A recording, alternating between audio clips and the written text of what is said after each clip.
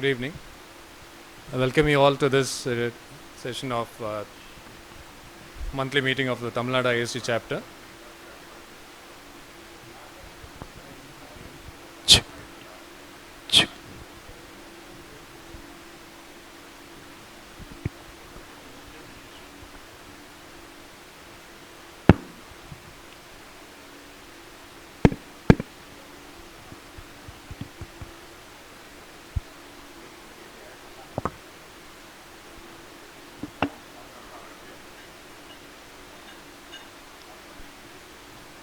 Hearty welcome to all of you. We'll start off our meeting today. We'll have a welcome address by Dr. Prem Kumar, followed by postgraduate session, and then by a CME.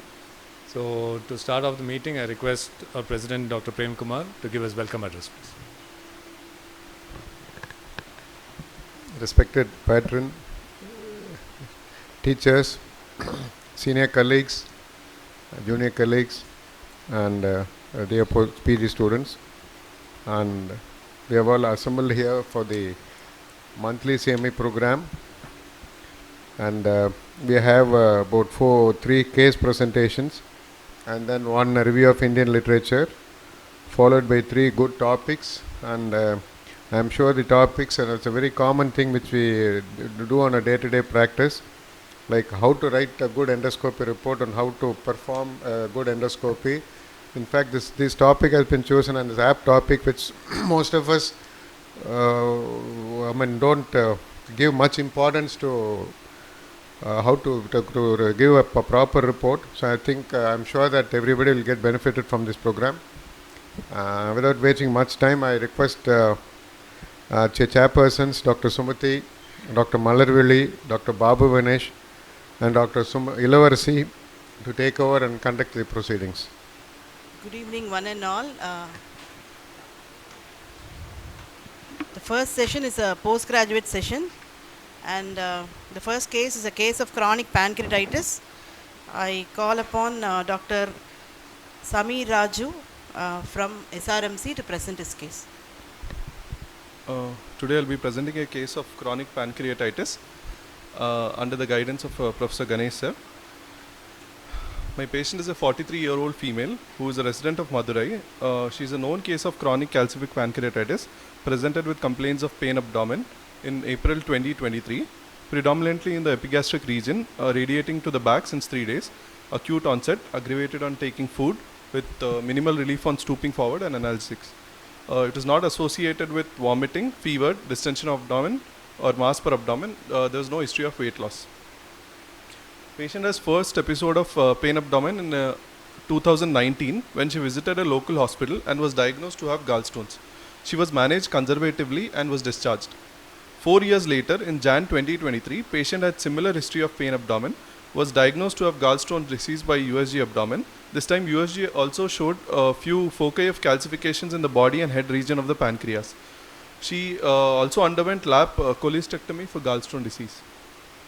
2 months later, in March 2023, patient had persistent pain abdomen, was admitted in the local hospital and was found to have elevated amylase and lipase.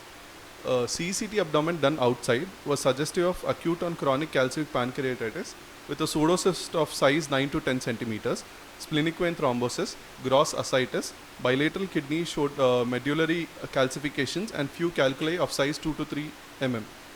And incidentally, it also visualized lung bases showed minimal posterior basal atelectasis and filling defects seen in the segmental branches pulmonary artery, which was suggestive of pulmonary thromboembolism.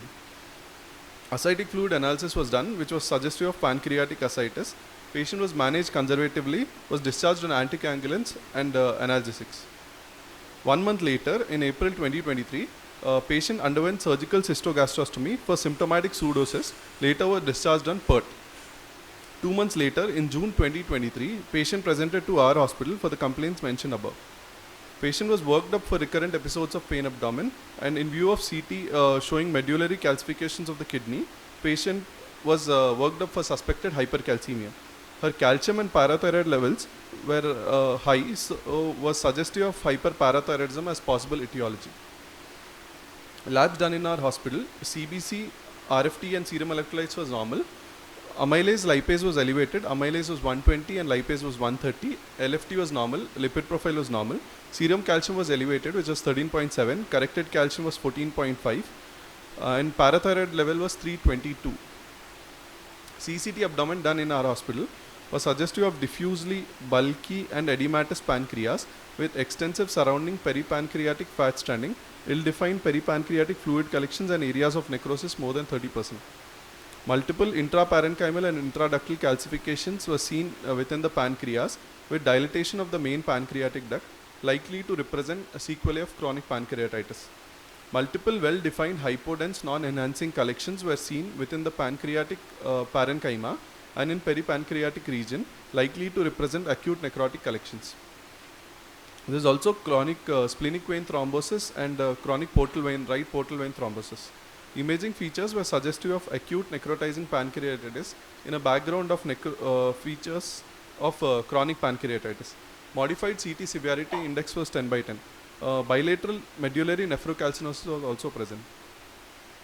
A diagnosis of hypercalcemia secondary to parathyroid adenoma was entertained and patient was evaluated for the same.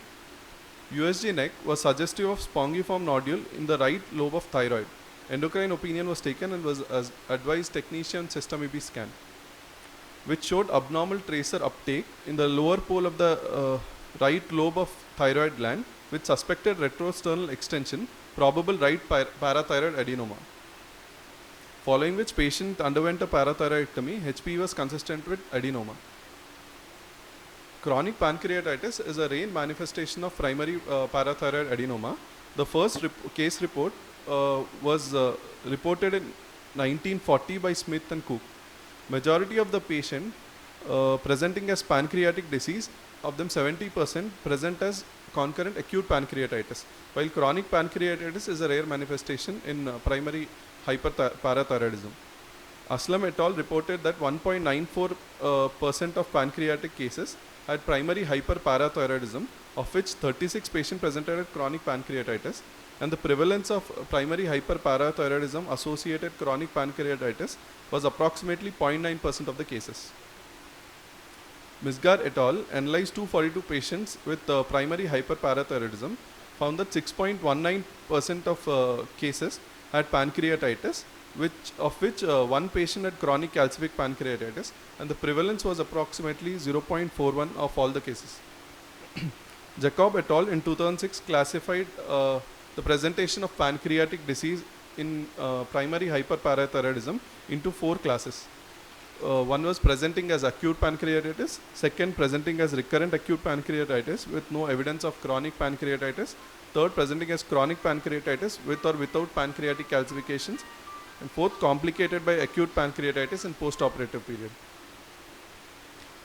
Very rarely hypercalcemia can also lead to thromboembolism as reported in our case. Calcium triggers smooth muscle leading to vasoconstriction, activates several factors of the clotting system and also boosts platelet aggregation. Renal mechanisms for the reabsorption of sodium and water are distributed by hypercalcemic state, and non-compensated polyuria due to nausea and anorexia can lead to dehydration and hypercoagulable state. Elevated calcium concentration can also be potentially responsible for cytotoxic effects that can stimulate cell death and result in thrombosis.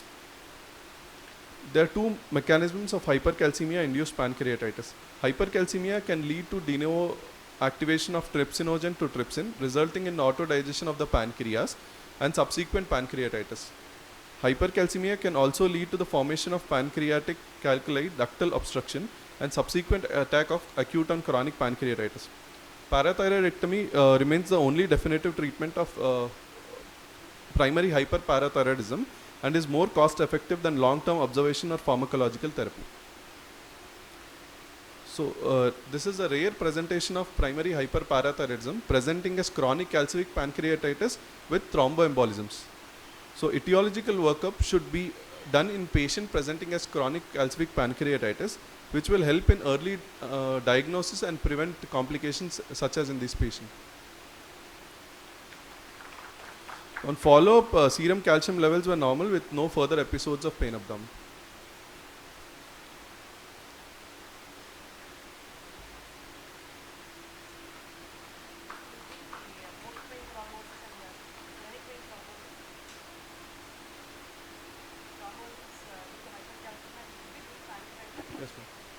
Pulmonary thromboembolism was also present. Pulmonary Thromboembolism. A good case actually. The patient had gallstones, renal stones and pancreatic Yes, stones. Is there any literature supporting a genetic basis? Because any gene is associated. Any literature showing the evidence of that? SPINK1 can be associated, no?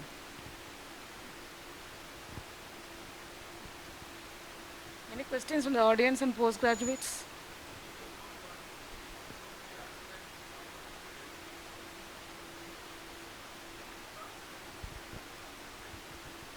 So the patient presented to us with complaints of pain abdomen, sir. Then on CECT we found chronic pancreatitis, acute and chronic pancreatitis with acute necrotic collection. Patient had history of recurrent pain abdomen, and outside cystogastrostomy was done for a pseudocyst of 9 into 10 centimeters. And on the initial presentation, patient had gallstones.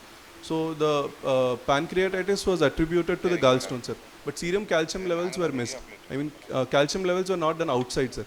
So when we did calcium levels, it was elevated, sir. And parathyroid hormone was also elevated.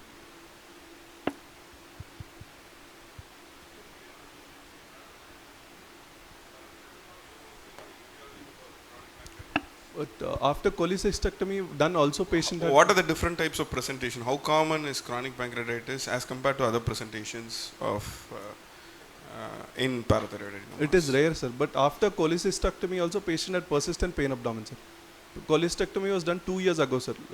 Later also patient had recurrent... What about other histories for chronic pancreatitis? What are the etiology workups you do for chronic pancreatitis as a postgraduate? For toxic, we rule out any alcohol obstruction, or for any genetic causes, or So was the autoimmune- workup done? Yes, sir, it was done. Okay.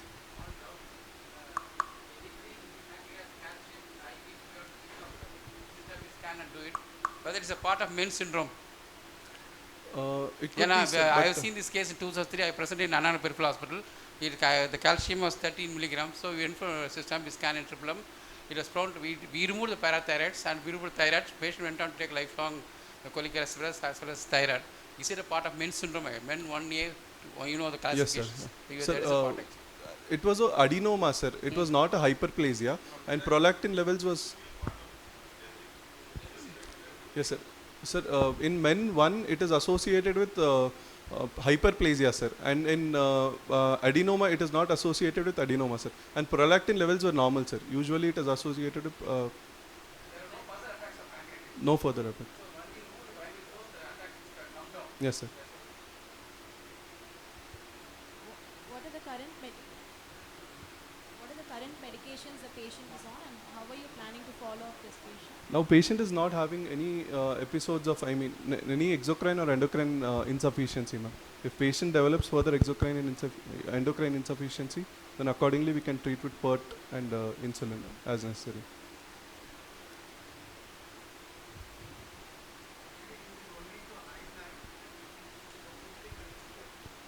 Hypercalcemia is one of the causes for chronic pancreatitis. This patient, in spite of having the gallbladder removed, comes again and again with recurrent abdominal pain.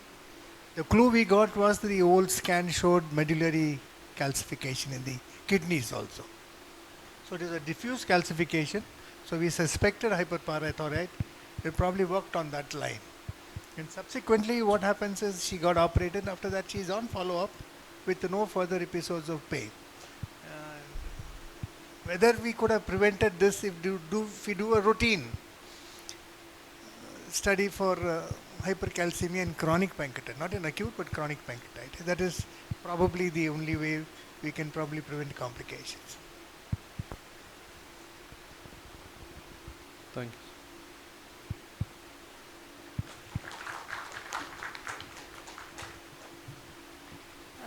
For the next case, will be on looking beyond appearances, a diagnostic dilemma by Dr. Judy Yancey from Department of Medical Gastroenterology, MMC. A very warm good evening to all the faculties, respected faculties and my dear colleagues. So, my case for today is we are going to see looking beyond appearances, a diagnostic dilemma. So, our patient was a 43-year-old female residing at Trichy. with no comorbidities. She came to us with the following complaints. She had fever with drenching night sweats, abdominal pain and loss of weight for the past 3 months. So the fever was intermittent in nature.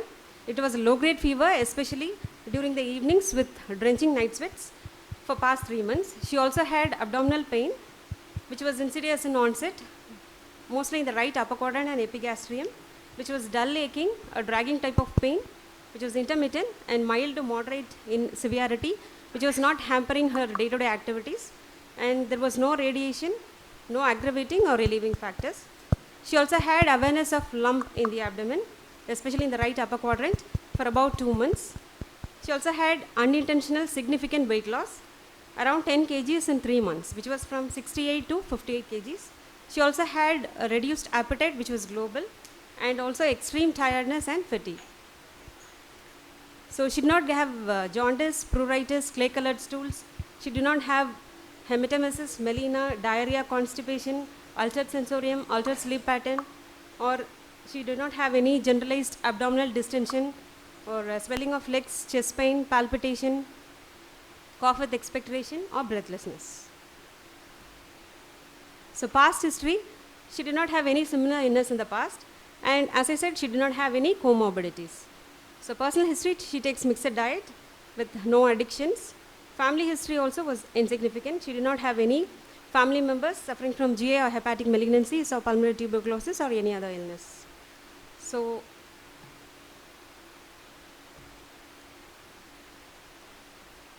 on examination, she was conscious oriented, 2 time place in person. Her BMI was 20.3.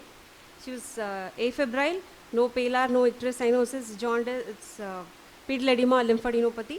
Her breast and thyroid was normal. No cutaneous signs of internal malignancy or tuberculosis. Her vitals were absolutely normal.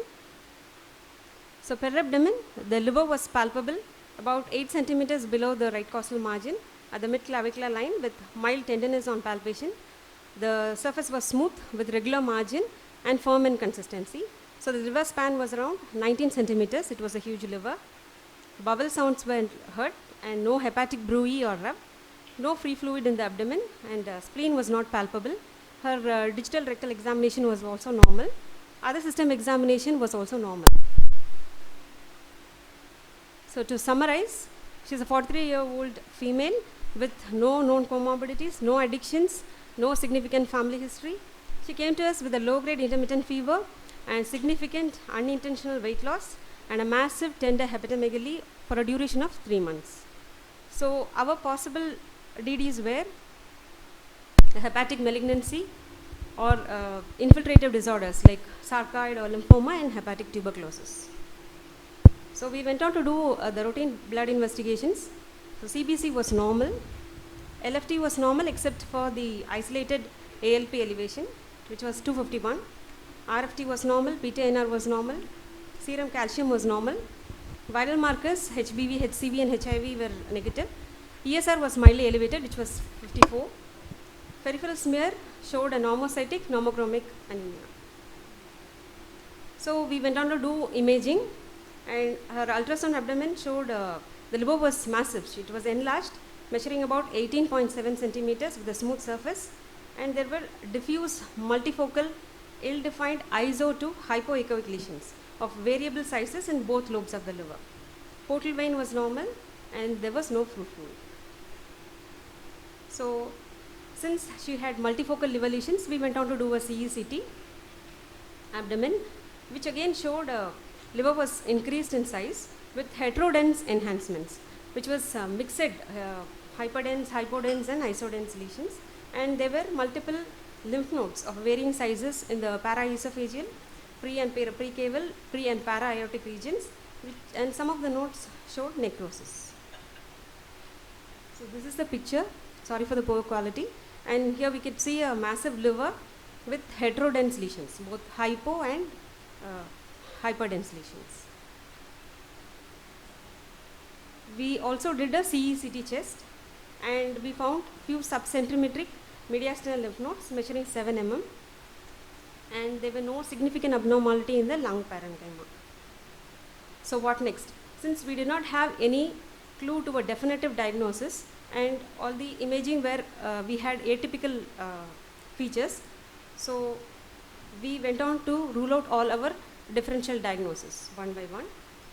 And first we did a serum alpha fetoprotein which was within normal range, and since the CECT triple phase also did not have any arterial hyper enhancement, and alpha fetoprotein was also within normal limits, so we thought hepatic malignancy would be less likely. We also did upper UGI endoscopy, and she had only pan-gastritis. So next we had a dilemma between sarcoid and TB. So next we did a MANTO which was negative. CECT chest, as I said, there were no parenchymal lung disease. We also did ACE levels, angiotensin converting enzyme levels, which was moderately high. So at this juncture we thought it could be more in favor of sarcoid. But still we had a diagnostic dilemma because of the atypical imaging findings, and only presentation for sarcoid was ACE levels were little high. So when I went through the literature, it was like even in hepatic tuberculosis, the ACE levels can be moderately elevated. So we sought the second opinion of chest physician and radiologist, and we, as a collective decision, we went on to do a liver biopsy.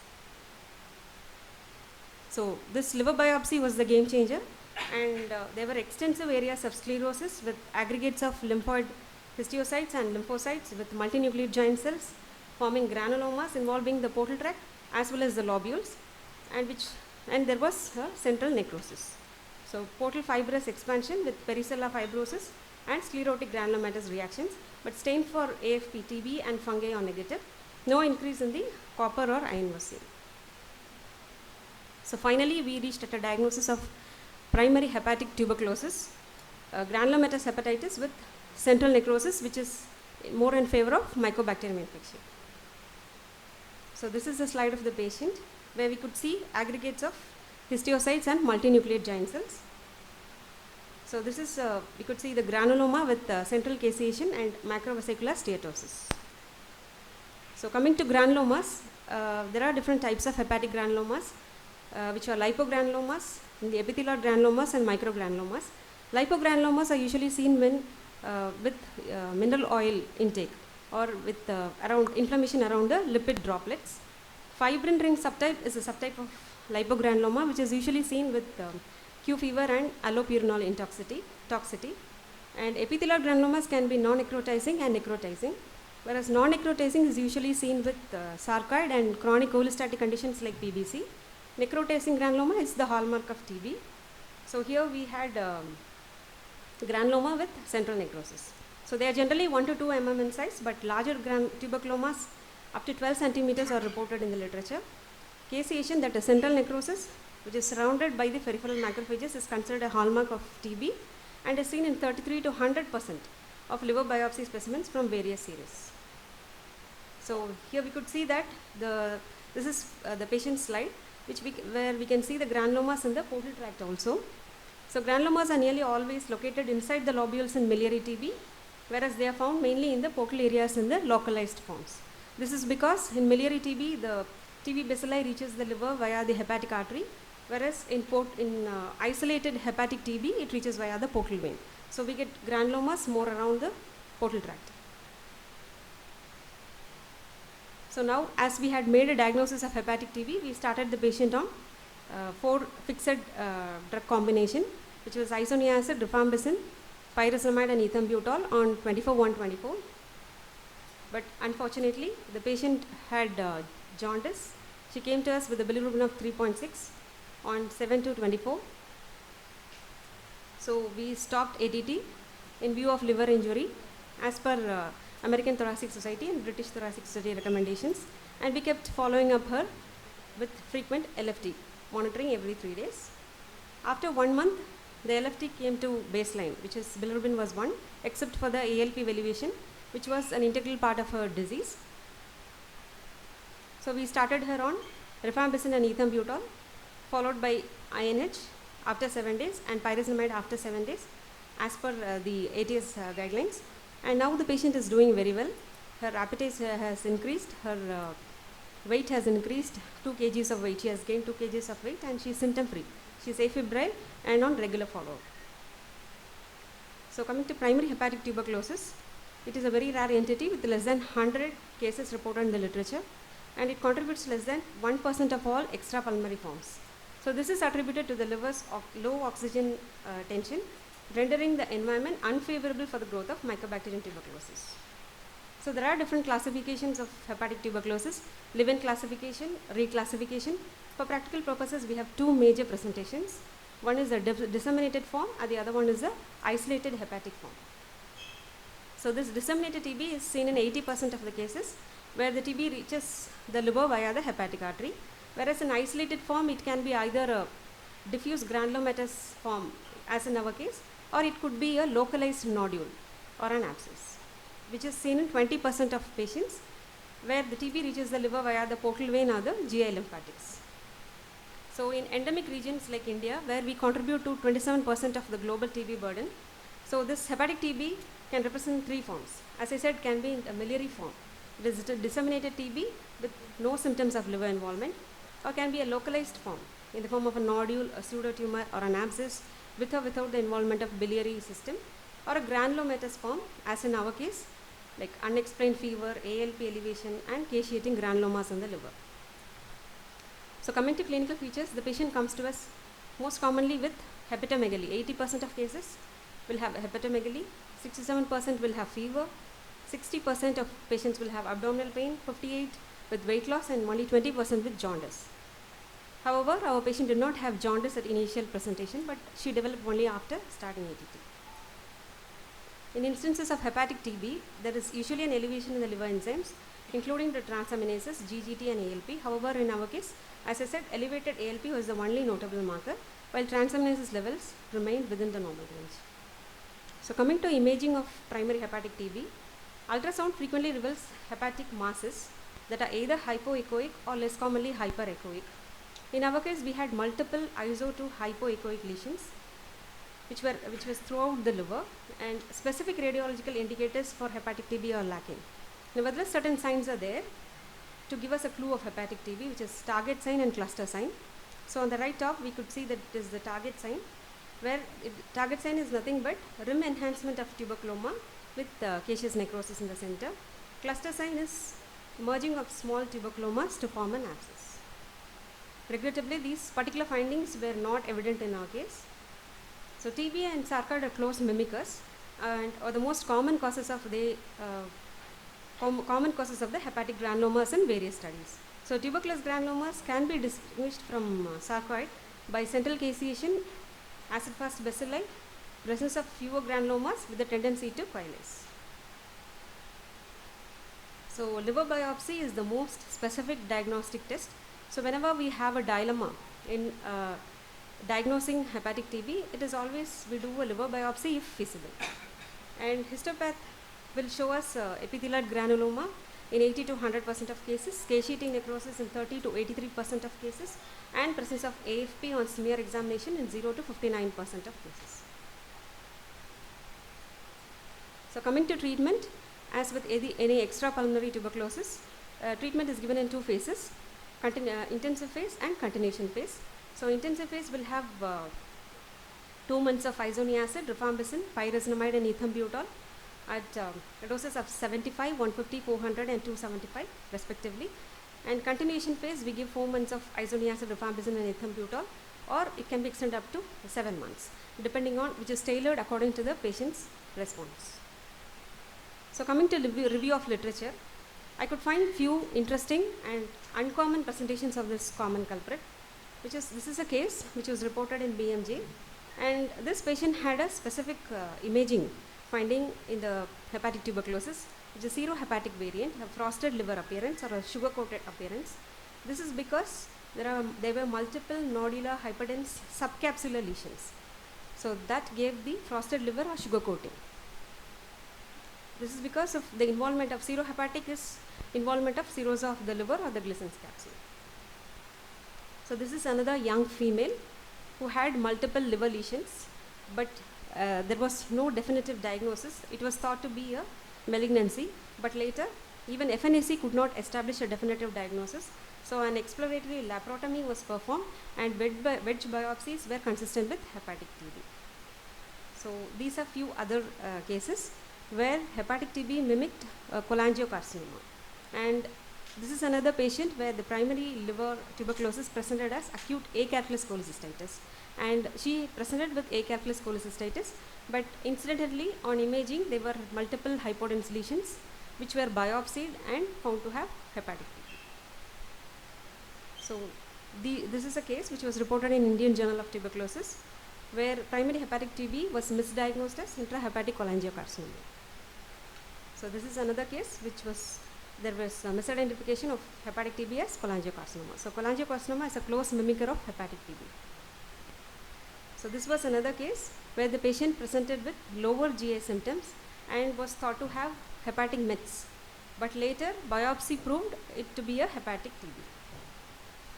So this is another interesting case where a 43-year-old young gentleman was found to have a locally advanced ampullary carcinoma and he was subjected to surgery. On table, they found multiple suspicious liver nodules and they abandoned the surgery, they took the biopsy and the biopsy was consistent with hepatic TB.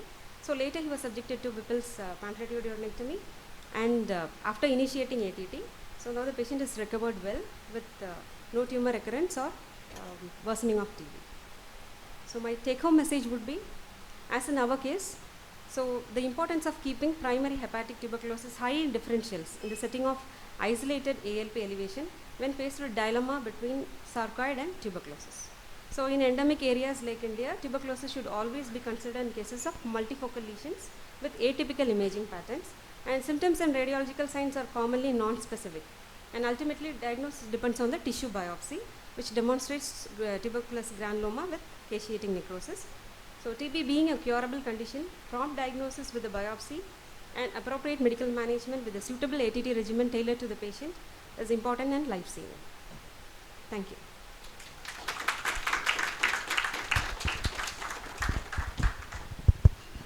Okay. The patient had lymph nodes, abdominal lymph nodes. Yes, sir. Then why do you want to tell it as primary hepatic tuberculosis? Is it not disseminated? Sir, the lymph nodes, like primary hepatic tuberculosis, is that it can come, Answer my question. Lymph nodes are there. Yes, sir. So you don't think these lymph nodes are due to tuberculosis? It is due to tuberculosis for oral practice. Then how can you tell it as primary hepatic tuberculosis? Primary hepatic tuberculosis is only the liver and not the node. Okay, that was the first thing I wanted to raise. Second thing is, see, you have started a patient is symptomatic, having fever, patient developed drug-induced liver injury. Why did you want to stop the whole ATT? Why not put on non-hepatotoxic ATT? Why did you want to wait for a month? And why didn't you repeat it after 14 days? Sir, we repeated LFT every 3 to 5 days, sir. But this was like we. Why non-hepatotoxic? Patient is symptomatic. Yes, sir. Fever, evening raise of temperature. After starting the ATT initially with the. The main question is, why didn't you start? To the point.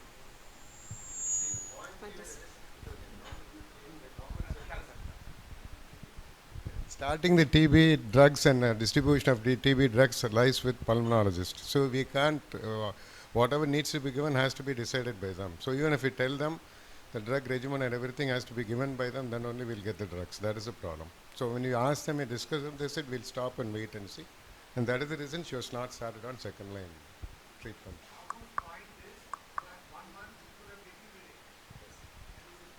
Fortunately, she did.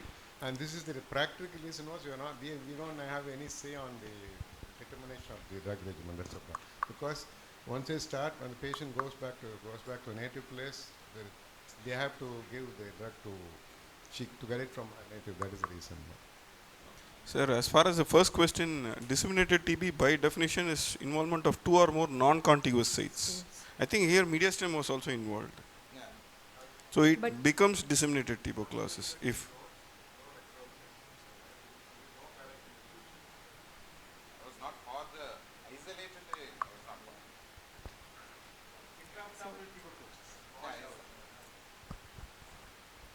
doubt, you have not demonstrated the AFB. I agree with you totally. You are justified in giving the treatment. Why should a pulmonologist come in the level of management? Is it only tuberculosis confined to the chest? So TB drugs has to be given by them. We can't. That is the problem. I see. Surprising. We can't give. Surprising. The third have to point I give want the to card, raise sir. is, see, you have your all clinical features point to only tuberculosis. You have taken a liver biopsy. Why not you send for expert TB? Sir, one Why quick. not you send for expert TB? You are taking the tissue. The radiologist is taking. Why not you ask him to take a little bit more tissue, send it for expert TB? Everything is over. Your clinical diagnosis is. Did you do HIV? HIV was negative. Negative. Because Any other test we for had immunosuppression? a patient who had presented like this and it was histoplasmosis. Okay, sir. So this case was, actually I wanted to present this case just to make a point that liver biopsy to be done if feasible, because nowadays we don't do liver biopsy, so for the sake of liver biopsy I had taken this case. Thank you so much. Thank you, doctor. Next case, the pediatric acute liver failure. Acute liver failure in children is always a devastating condition if it involves a multi-organ system. And if recurrent, I think we need to have extensive investigations ranging from IEM, often precipitated by some non-specific viral illness. So I now invite Dr. Sindhuja to present her case, pediatric recurrent acute liver failure, the mysterious genes. Thank you everyone for this opportunity. Today I will be talking about pediatric acute liver failure and the mysterious genes involved. I am Dr. Sindhuja from Institute of Child Health under guidance of Dr. Nirmala ma'am. So here we'll be seeing 4 case reports. The first is a case of 4-year-old female child who is first born to third-degree consanguineous marriage. She was apparently normal till 5 months of age, after which she had a history of fever, jaundice and abdominal distension with yellowish discoloration of eyes with high colored urine. Treated elsewhere as a case of liver failure with supportive management. There was also a history of native medication intake following that. So second episode was at 10 months of age, which also presented like acute liver failure. She was suspected to have drug-induced liver injury. Third episode was at 1.5 years, similar presentation. Then subsequently she had 4th and 5th episodes of presentation. She came to us after 3 years of age and diagnosed to have chronic liver disease. So she had totally 5 episodes in last 4 years with age of onset at around 5 months of age. She also had history of frequent falls while walking. So antenatal natal history were uneventful except for late preterm and low birth weight. Family history was unremarkable. Her sibling is 6 months old, alive and healthy. She had a mild motor delay with speech delay in the form of expressive speech delay. Anthropometry was normal except for microcephaly. On examination, she had icterus, and on abdominal examination showed hepatosplenomegaly with a firm liver and shifting dullness positive.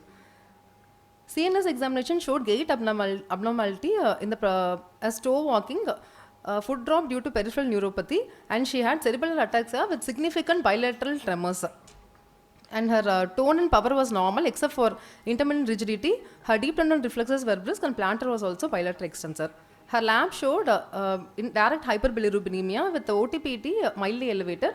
GGT was normal, 19 and 17. INR were deranged. Ammonia was slightly on the higher side, it was 125. Her workup for CLD like metabolic, autoimmune hepatitis, infective were normal. Since age of onset was 5 months, we could not suspect Wilson, but instead we did that workup also, it was also negative. Immunoglobulin profile was normal. Her ultrasound abdomen, UJ scopy and liver biopsy were suggestive of cirrhotic liver disease. So because of the neurological manifestation, we did the MRI brain, which revealed globus pallidus hyperintensities due to manganese deposition secondary to chronic liver disease.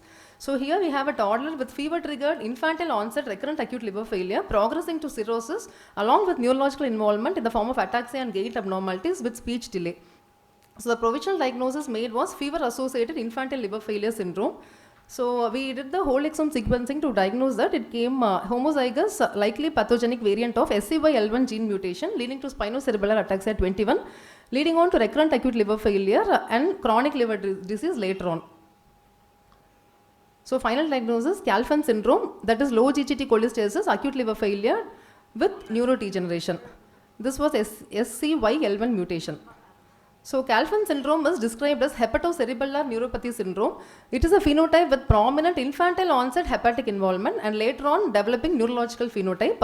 It is also associated with other organ involvements like peripheral nerves, cerebellum and skeletal system. So reviewing the literature, we have 19 cases reported till date worldwide. 4 had undergone liver transplantation from between 7 months to 20 years, but the neurodegenerative symptoms appeared to persist even after liver transplantation. Our index child also had recurrent hepatopathy with infantile onset age group triggered by febrile illness, which decreased progressively with age, but the child developed cirrhosis later on after 2 years of age, along with neuromanifestation. So this is a case report of a 20-year-old who had undergone liver transplantation for Calvin syndrome, and now he is on a 3-year follow-up. So this is a case report too of 10-year-old girl who was second born non-consanguineous. She also had recurrent episodes of acute liver failure. But her age of onset was around 8 years, not like that of the previous case, which was very early in onset. She developed almost 6 episodes of recurrent acute liver crisis that was fever induced every time, which needed supportive care. And to be noted is the clinical laboratory and imaging study findings, which were normal in between episodes. There was no remarkable history except for native medicine intake twice. Her antenatal, natal and developmental history were normal. She had an elder brother, 12-year-old, healthy, no prior episode of jaundice, who got admitted last month in our hospital with the first episode of fulminant hepatic failure and expired within 5 days of admission. We suspected recurrent acute liver failure in that child also, but genetics were not done. Her anthropometry is normal. Physical examination showed icterus, but she had no evidence of any chronic liver disease. Mild hepatomegaly was present. Her lab showed direct hyperbilirubinemia with OTPT more than 10 times of normal, with GGT slightly elevated, 87, deranged INR. Her ammonia and lactate was slightly high, 89 and 65 respectively. Her etiological workup of infective Wilson, autoimmune hepatitis, metabolic, everything was normal. Imaging showed ultrasound with no evidence of CLD. MRI brain was also normal. So here we have a pediatric recurrent acute liver failure syndrome. Our provisional diagnosis was fatty acid oxidation defect or metabolic or genetic liver disease, since it was a recurrent over 6 episodes she had along with fever. We went ahead and did the genetics, which showed infantile liver failure syndrome 3 with RINT1 mutation, which was double heterozygous, likely pathogenic, autosomal recessive inheritance.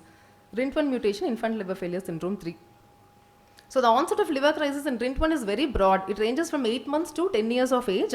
But the liver function is fully or partially recovered in between the episodes. Child will be completely normal in between the episodes. Whether the frequency and severity of the liver crisis decreases with age as that of NBAS deficiency, it is not clear because we have very limited case reports. So third child also is a 1-year-old child with almost 3 episodes of acute liver failure, which is fever triggered with the onset of 6 months of age, diagnosed as SCY-L1 mutation, similar to our case 1. She is on supportive treatment and serial monitoring for neurological worsening. Case 4 is sibling of case 2, which I had already discussed about. So coming to the discussion, we know that pediatric acute liver failure comprises of 3 criteria: evidence of liver dysfunction within 8 weeks of onset with uncorrectable coagulopathy and no evidence of chronic liver disease. So the etiology of pediatric acute liver failure varies between the newborn and infants and children. In newborn age group, we know that the most common cause is infective followed by metabolic liver diseases, whereas in older children, the most common cause is infective, and then we should drug-induced liver injury, that's paracetamol is common, followed by Wilson disease and autoimmune liver disease. So we can see in this that around 45 to 50% of the cause of ALF is indeterminate. We could not find any cause. The recognition of the molecular etiopathogenesis has been facilitated after the common use of next generation sequencing techniques. So in recurrent acute liver failure, the definition is varying because definition is challenged as there is typically an underlying predisposing, mostly genetic condition, and therefore known chronic condition affecting the liver. So recently there has been biallelic variants of NBAS, LAST1 and RINT1 were identified in recurrent acute liver failure. In most cases, liver function recovers between the interval, but in some cases, hepatic transaminases only is slightly elevated. So it is triggered mostly by fever, infection, fasting and stress conditions. So these genetic disorders are categorized into 4 groups. One is the urea cycle disorder, disorders of energy metabolism, protein translocation, disorders of vesicular trafficking. So urea cycle disorder, we have OTC and HHH. They can cause acute liver failure in children. Energy metabolism, TRMU and DHLD, dihydrolipoamide dehydrogenase deficiency. Protein translocation, we have LAST1, MAST1 and Walcott-Rallison syndrome. So the most prominent and emerging group is disorders of vesicular trafficking, which is inherited in an autosomal recessive fashion. To date, around 346 genes has been shown to be involved in intracellular trafficking and linked to the human disease. The disease has various manifestations, like tissue phenotypes will vary. While a relevant fraction of these diseases affect the liver, only 3 are causing recurrent acute liver failure. The 3 are NBAS, neuroblastoma amplified sequence, which is also called infantile liver failure syndrome type 2, RINT1 RAD50 interacting protein, which is infantile liver failure syndrome type 3, and Kalfan syndrome, which is low GGT cholestasis, acute liver failure, neurodegeneration. So coming to the pathogenesis, this NBAS, ZW10 and RINT1 will form a NRZ complex. This complex helps in the anterograde and retrograde transport of vesicles between the Golgi apparatus and the endoplasmic reticulum. Doctor, I will skip yes. this. So during the fever, what happens is endoplasmic reticulum stress happens and increase in reactive oxygen species. So mitochondrial hepatocytolysis and acute liver failure happens. So every time the fever-associated liver crisis happens because there is thermal susceptibility for this syntaxin 18 complex. So the phenotype will vary based on the disease. Skeletal system, nervous system, and immune system can also be involved. So nervous system, integument, immune system, growth, everything can be affected. So why is mainly genetics in the basis for diagnosis? 60% of recurrent acute liver failure causes unknown etiology, and there is clinical overlap between all these diseases. And there is no lack of biomarkers for these diseases. And early diagnosis is particularly important for the implementation of prevention and treatment strategies. So currently there is no specific or curative therapies for this recurrent acute liver failure because of vesicular trafficking. However, early emergency management during febrile infections is utmost importance. More proactive infection prevention strategies is needed for to prevent the ALF episodes. When a child with recurrent acute liver failure with this genetic mutation comes, we have to prevent the further fever and then acute liver failure progression. So the N-acetylcysteine has some role to decrease the reactive oxygen species by producing glutathione, reduced glutathione. Because the fever is a catabolic state, the anabolic infusions like glucose and lipids can be given to prevent hypoglycemia. Hepatic encephalopathy can be treated with carnitine, L-carnitine supplementation.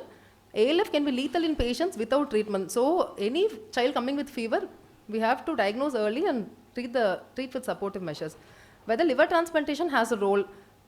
So liver transplantation is the only rescue therapy for end-stage ALF. 6 patients with NBAS deficiency, 2 with RINT1 and 4 patients with Kalfan syndrome had undergone liver transplantation. None of them have experienced further liver crisis, but in SCY11 the progressive neurological phenotype is a potential contraindication for liver transplantation. Role of genetic therapy, yes, it is in research, maybe in future we will have an answer. So NBAS, RINT1, SCY11 associated diseases account for significant proportion of RALF triggered by febrile infections. Extra hepatic phenotype of all 3 disorders mainly affects the nervous and skeletal system. Patients can get a late diagnosis in adulthood also. So there is no curative treatment as far, but early emergency management is crucial in the life-threatening episodes. These are my references. Thank you. Any questions from the audience? So recurrent acute liver failure, please look for either extra hepatic manifestations in children. Thorough examination is very, very important. Since lack of time, any questions from the postgraduates? Antipyretic, that's what everyone will want. In acute liver failure, they are worried to give paracetamol. But you have to give antipyretics. Yes, so how will you manage that? So in none of their case studies or reports, paracetamol is contraindicated, they have given, ma'am. Paracetamol is the treatment option, but we have to control the fever as far as possible. So the most important is you don't write it as every 6 hours, every 4 hours. Yes, give that dose, wait, and then give the other dose. There's been some papers saying you give half the dosage, but like you said, don't worry about paracetamol at that point of time because antipyretic has to be given.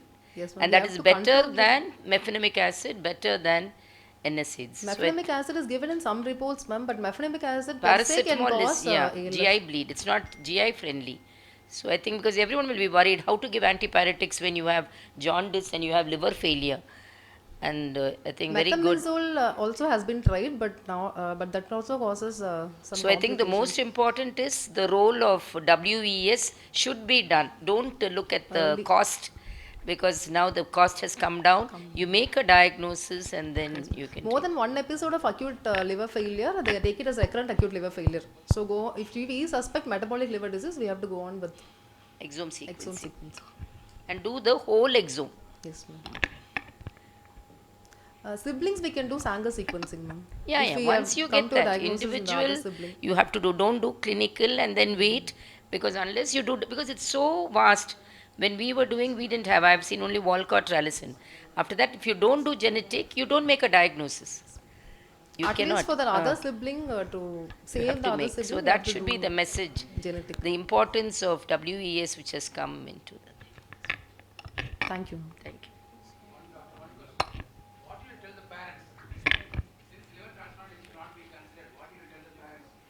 Sir, as far now there are not many case reports. So the eldest age group so far studied is around 20 years that child had undergone liver transplantation. So Why we should have future. you should We'll have counsel to them follow. actually, because they will immediately go to some alternate therapy. Raja Vaidyalam poiduvaanga. So to prevent that thing, that not a good thing, you have to extensively counsel them. No point in even cerebral palsy, not much is possible. Similarly, you have to tell them. Otherwise, they'll go for so many. Already most of them are native treatment. On native So medication. that point has to be clear. Yes, sir. This one child who had, that 8-year-old child who presented with acute liver failure, as we were evaluating and we found the cause, the sibling got admitted and the child died. Only then we thought that child had only SGPT, SGPT elevation. Okay, Every mild time the child had transmission. fever. That's all she had. And we were evaluating and she was following up. At the same time, the child had a fever and got admitted. In only 5 days, the child died. Only then we were really serious about it. Then, as you said, we have to in future we have to screen all the children and parents, and then better give them some advice regarding this, because we never thought that we didn't screen. We had just then diagnosed. Within a week, the child got admitted. And we never thought. And the child, we lost the child in a fraction. We couldn't even think of anything. And even when he got admitted, even the treating unit didn't know that the previous child was diagnosed to have this recurrent acute failure syndrome. Then the child almost only when we went and saw the child in the PICU only, they knew that the other sibling has already been diagnosed. By the time the child died. Thank you.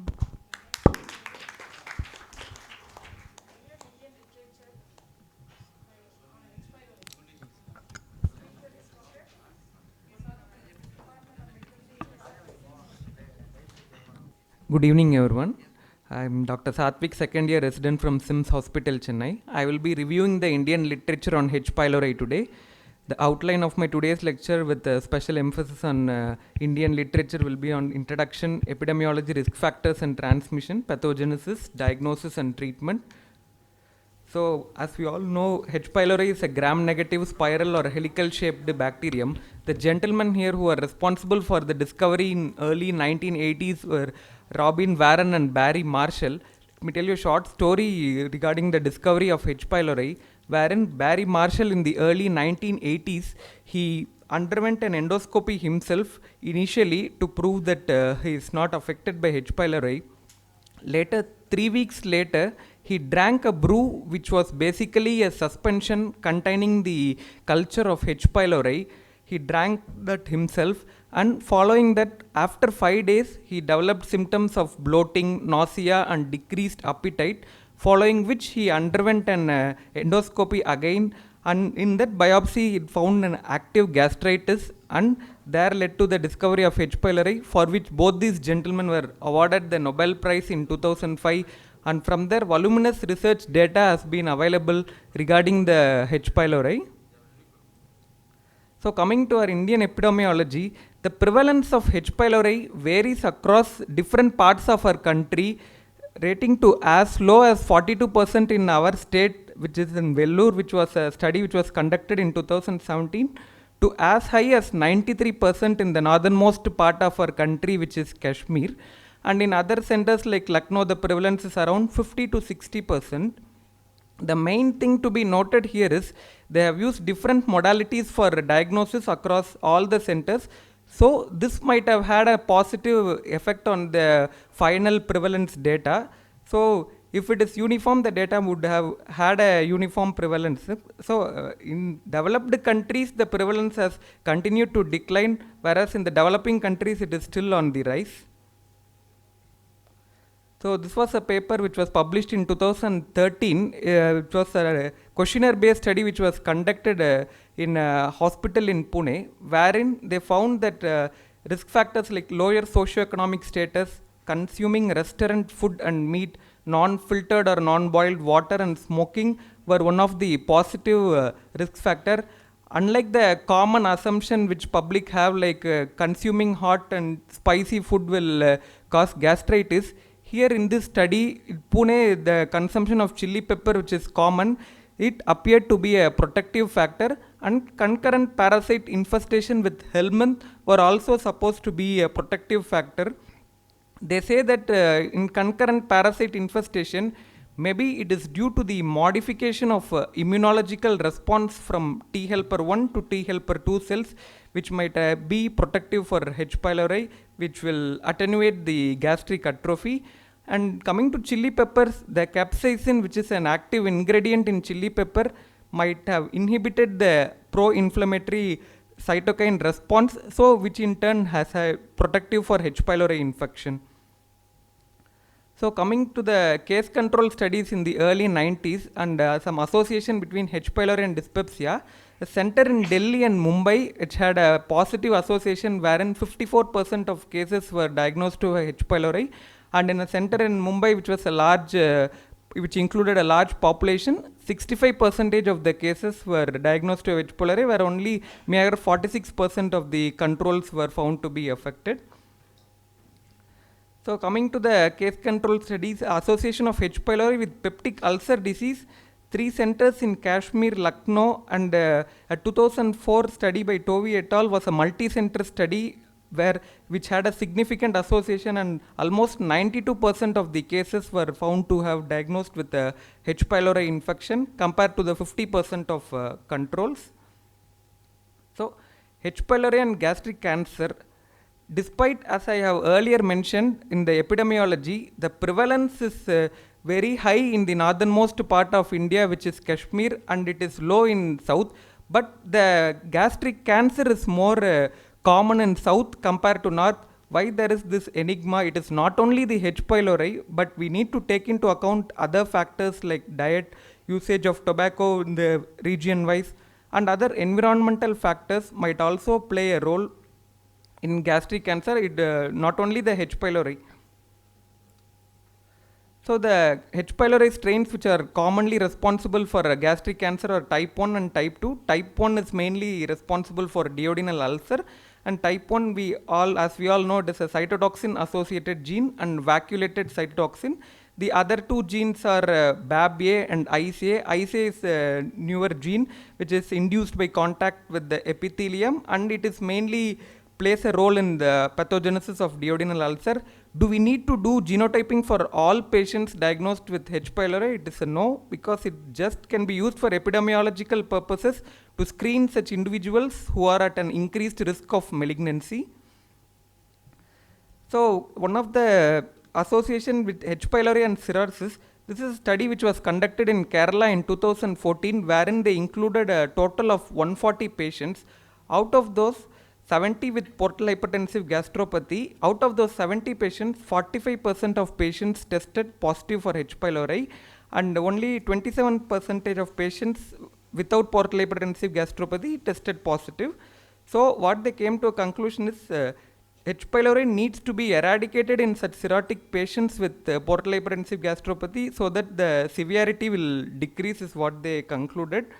To support the same, it was a large volume study which was conducted in Bhubaneswar, wherein out of 864 cirrhotic patients, 58%, almost 58% were found to be diagnosed with H. pylori, and most of them the etiology being ethanol. And out of those cases which were diagnosed to have H. pylori, they had a high prevalence of varix, portal hypertensive gastropathy, duodenal ulcer, and GAVE. So basically we need to eradicate H. pylori in patients with cirrhosis so that the severity of gastropathy gets reduced. Coming to an interesting association between H. pylori and GERD, a paper published in 2010, wherein antral predominant H. pylori infestation, wherein there is a destruction of somatostatin secreting delta cells. So there is a loss of negative feedback mechanism on the gastric acid secretion, which in turn there is a hypertrophy of the parietal cells. So ultimately it will result in hyperchlorhydria, which in turn will cause more damage to the esophageal mucosa, and it in turn aggravates the GERD. whereas H. pylori colonizing the corpus causing pan-gastritis, ultimately leading to hypochlorhydria, will automatically benefit these GRD patients since there is a less damage to the esophageal mucosa. So one interesting article which was published in World Journal of Gastroenterology in 2015, wherein they even found that H. pylori is responsible for causing chronic inflammation in the coronaries, and an interesting study where out of 105 patients who underwent CABG, they took the coronary plaques of these patients who underwent CABG and they were subjected to PCR analysis, and they found that 30% of patients were positive for H. pylori, and those patients, 53.3% tested positive for serology. And one more case control study in 2012 wherein they included 200 patients. There 60% of CAD cases were tested positive for H. pylori. They say that the cytotoxin associated gene positivity has led to elevated LDL, low HDL and hyperhomocysteine levels, which in turn is a prothrombotic state and in turn increases the risk for coronary artery disease.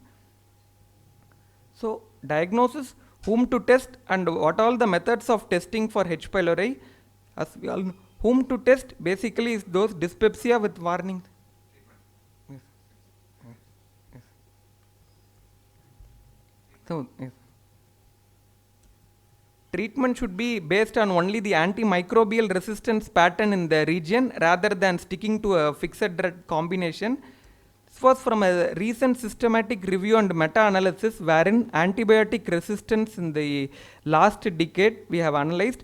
And if you see this, in the easternmost part of our country, Assam, the levofloxacin resistance is as high as 89% and clarithromycin resistance is just only 6%.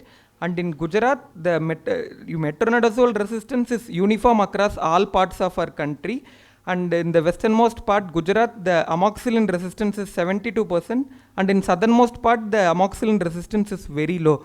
Overall, if we see, the pooled resistance is metronidazole is 78% across our whole India, amoxicillin is just 38%, clarithromycin 35%, levoflox 32% and tetracycline 12%. We need to basically keep into consideration the regional resistance pattern before prescribing a H. pylori regimen. So, H. pylori is a bacteria and we know that we are supposed to give antibiotics. Why PPA in bismuth in H. pylori? PPA will cause profound acid suppression, which will in turn disrupt the replication cycle and it will in turn make it susceptible to antibiotics. And second generation is better than first generation. Bismuth compounds, it will cause inhibition of urease and fumarase and it is ulcer protective. So coming to a newer drug in the pipeline which has not yet entered the Indian market, but various studies from China and Japan have proved that dual therapy with amoxicillin and vonoprazan has a similar eradication rate compared to our standard triple therapy. The dosage is 20 milligram BD and slight dose modification is required in renal and liver dysfunction. So how to choose the optimum regimen? So areas with low clarithromycin therapy, we go with a standard triple drug regimen, and areas with high clarithromycin resistance, we go ahead with a quadruple drug regimen. The resistance which they have used as a cutoff is 15%. This is from the Bhubaneswar consensus which was published in 2021. So if there is failure of first line therapy, we can go ahead with quadruple therapy, and if there is a failure of bismuth based quadruple therapy, we can go ahead with fluoroquinolone containing triple or quadruple therapy. So even if both these therapies fail, there are third line rescue therapy which is a 10-day regimen and 14-day regimen. 10-day regimen which has a proton pump inhibitor, rifampicin, tetracycline, the eradication rate is low compared to the 14-day regimen where the eradication rate is as high as 94%. So this was a study which was conducted in JIPMER in 2017 where they compared hybrid versus sequential therapy. Hybrid therapy, they gave omeprazole, amoxicillin for 7 days followed by omis, amox, clarithromycin, metronidazole for the next 7 days. They found the eradication rate to be as high as 94%, whereas in sequential therapy, omis and amox for the first 5 days along with omis, clarithromycin and metronidazole for the next 5 days. the eradication rate is only 82%. The duration of therapy was not uniform across both these, so this might have had a positive influence on the overall eradication rate. So this was a study which was conducted in 2019 in Patna, wherein they compared concomitant versus standard therapy. Even though metronidazole resistance is uniform across all parts of our country, when it is used along with the other antibiotics, the eradication rate improves significantly, as mentioned in this study. So this was for my recent paper which was published in 2023. So if there is a availability of local antibiotic resistance pattern, if the clarithromycin resistance is less than 15%, go ahead with the clarithromycin triple drug regimen.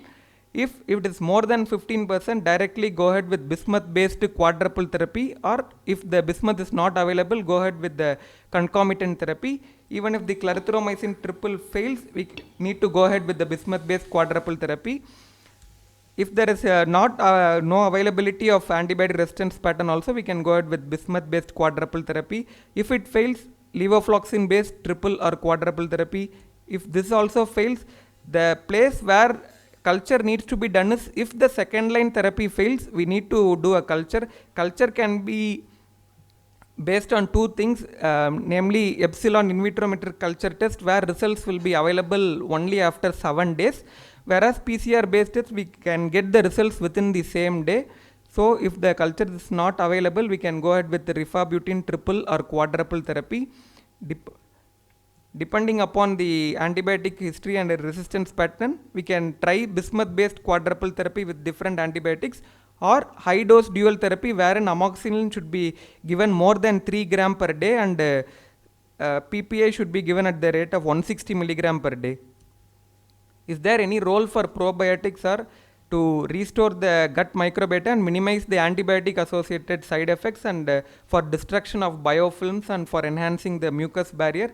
Only one study which I could find is from the Karnataka, wherein out of 90 patients, those who received only triple therapy had an eradication rate of 67%, compared to those who had a triple therapy along with Lactobacillus reuteri, where the eradication rate was 87%.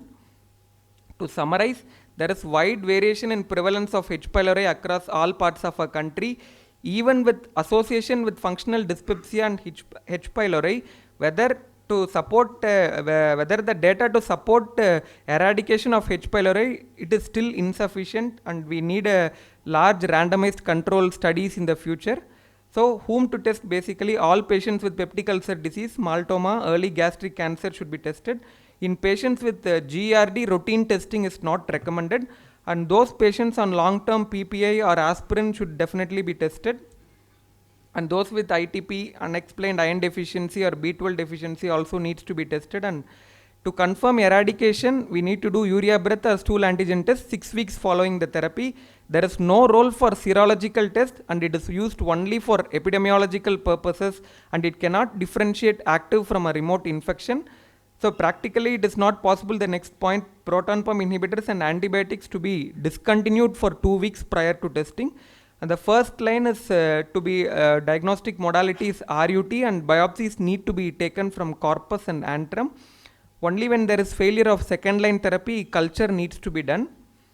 The duration of therapy, irrespective of whatever combination we are using, should be 14 days. Hybrid therapy can be done if there is a first and second line treatment failure.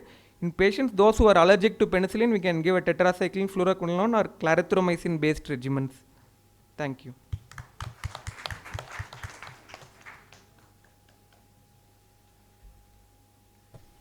Good presentation, Doctor.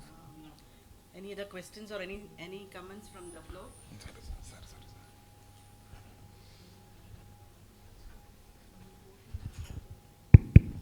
Good presentation. Nice. Babu has tuned you well. Okay, now coming to the point, I think when we do investigation for dyspeptic patients, almost all the patients who undergo OGD have an RUT done. And you find that, at least in my hospital, all the patients are positive for RUT. The concern is now, do you treat all patients with RUT? Because WHO says it is carcinogen, H. pylori is a carcinogen. And we don't know. Most of them don't come back for follow-up. And since we had this high results, we don't know because of the RUT kit or something like that. Even changing did not help. So when we did biopsies, we found that those with RUT were biopsy negative. Those who were negative for RUT were biopsy positive. Now we have a problem here. Do we take one single test as confirmatory for H. pylori infection, or do we combine two, RUT plus biopsy, to confirm infection and treat? Now what happens is we were part of the multicentric trial for the ISG. We just recently had a meeting in which we found that cases from Ramachandra had a clarithromycin resistant rate of almost 55%. So this leads us nowhere. Don't know what to do now, these patients, and they don't come back again for seeing whether they have cleared their infection or not. You do it after 2 years, again they are the infection. No, I need some, is there any clarity on this? Do we stick to one, or do we do two tests to confirm H. pylori before treatment?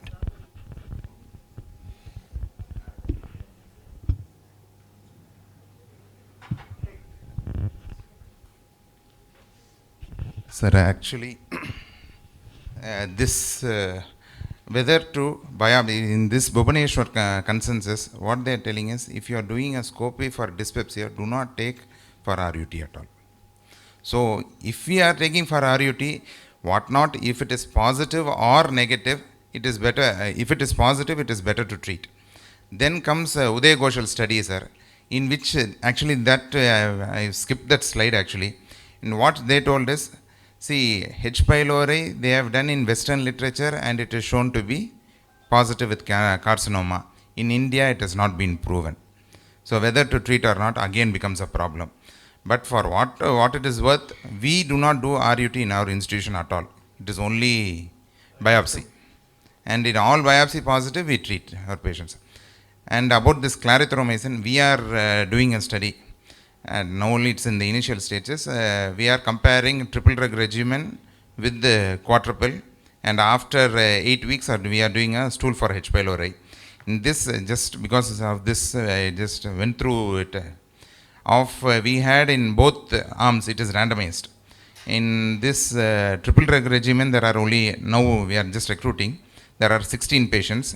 In the bismuth regime, there are around 20 patients. In this standard drug regimen, we are only one patient is positive, repeat positive. So I think triple drug regimen is still working out. The problem here is all our patients, if you see any prescription which are coming from outside, they have only Sompras HP kit or whatever HP kit, which has only 750 milligram of amoxicillin.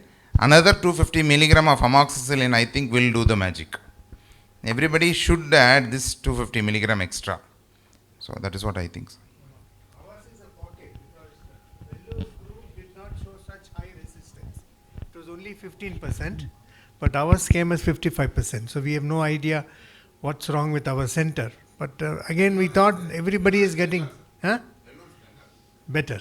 So, but this is a multicentric trial. So I think they did PCR studies also to check for clarithromycin resistance, and our center scored very high percentage, which is very surprising. And then it becomes this question whether we need to do the RUT at all. So we need to probably depend only on histology and then treat this patient.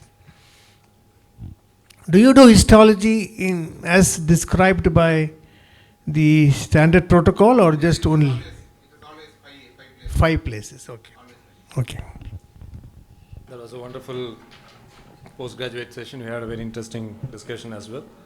Thank the chairpersons for their contribution, as well as all the presenters who did a wonderful job. We'll share with you my report for this month. Again, we had a recent EndoCon where I think members from Tamil Nadu Society have been awarded pretty well. Dr. Chandrasekhar got the Master of SGI. Congratulations. And Dr. Lognathan was awarded the Fellow of SGI. And Dr. Deepak from Apollo was awarded the first prize in SGI Endoscopy Research Showcase. So congratulations to all of them. I think hopefully we'll have more and more representation and more prizes in the years to come. So from the ongoing, I think the multi-center study, the Plex study is going on. I think some more progress has been made where they have collected as to the number of patients who are eligible candidates for Plex. Probably they have, the core group is working on the modality. I think they will move away from only looking at mortality to looking at the way at which Plex is being used. Probably that is what they are working out. Their pro forma is just getting out. So hopefully they plan to recruit it in 3 months from I think June till August, if provided they get the IRB ethics committee approval from each of these centers. So the work is in progress on that. The key forthcoming meetings, midterm meeting provisionally I spoke to Dr. Kandaswamy Kumar, and provisionally said that midterm meeting will be in October after the season is over, provided at Kutralam. And the annual TSD meeting, Tamil Nadu ISD meeting will be in 2025 in February at Coimbatore. The next ECME is slated for June. It will be from Salem. I've spoken to Dr. Rajesh, who will be taking it forward. So these are the key forthcoming meetings. And other key dates which I have not mentioned here is that the ISD National Society meeting abstracts are all, submission is open. The last day for submission is on 15th of May. So please submit more abstracts, and other thing is to submit for best DNB and DM thesis awards. So that is also slated for I think 12th of May. So those who have passed out, please remind them to submit their thesis also for consideration for this award, because I believe last time there was hardly any thesis submitted from Tamil Nadu. So please go ahead, submit your thesis, your hard work that you have done over the last 2 years. So 3 years, so submit it and let's see if that gets through for your award as well. And there are also application for the member of, fellow of ISG award as well. So we'll be sending it across to you. So please submit the same. So in the last general body meeting at Madurai, we were discussing about the Tamil Nadu ISD postgraduate travel fellowship. I think probably we'll be constituting a committee. We'll request some people to chair the committee, and they will be setting down the rules and ways to take it forward, and we are working on the details. So probably in the next couple of months we'll be sharing with you as to what is being done. And as the last, I would request all of you to please scan the attendance, the scan QR code, or please scan the QR code and fill up your attendance. And I thank you. I'll move on to the CME part. We have interesting 3 talks. To take it forward, I'll request Dr. Venkateshwaran and Dr. Bharat Kumar to take the stage and conduct the proceedings, please. Thank you. Happy to see Basu after a long time. And this topic is long overdue. We are talking so many things, but every day we touch a beautiful, young, curly endoscope, the white light. What is the secrets? What is the surprises? What are the problems? Bobs will reveal. I am as eager as rest of you to hear the role of white light, isn't it? White light endoscopy. 90% use white light. Only 10% who are privileged, they use the other things. Over to Basu. Thank you, Harvey.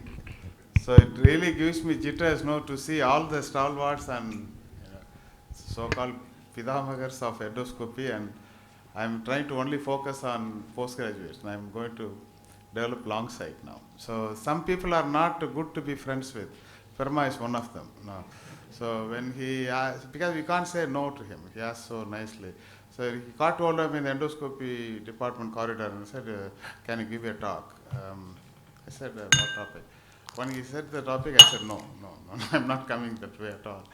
Then I bargained and then cut myself to only upper GI endoscopy. Then also I realized that I have bitten more than I could chew or swallow, so I'm choked now.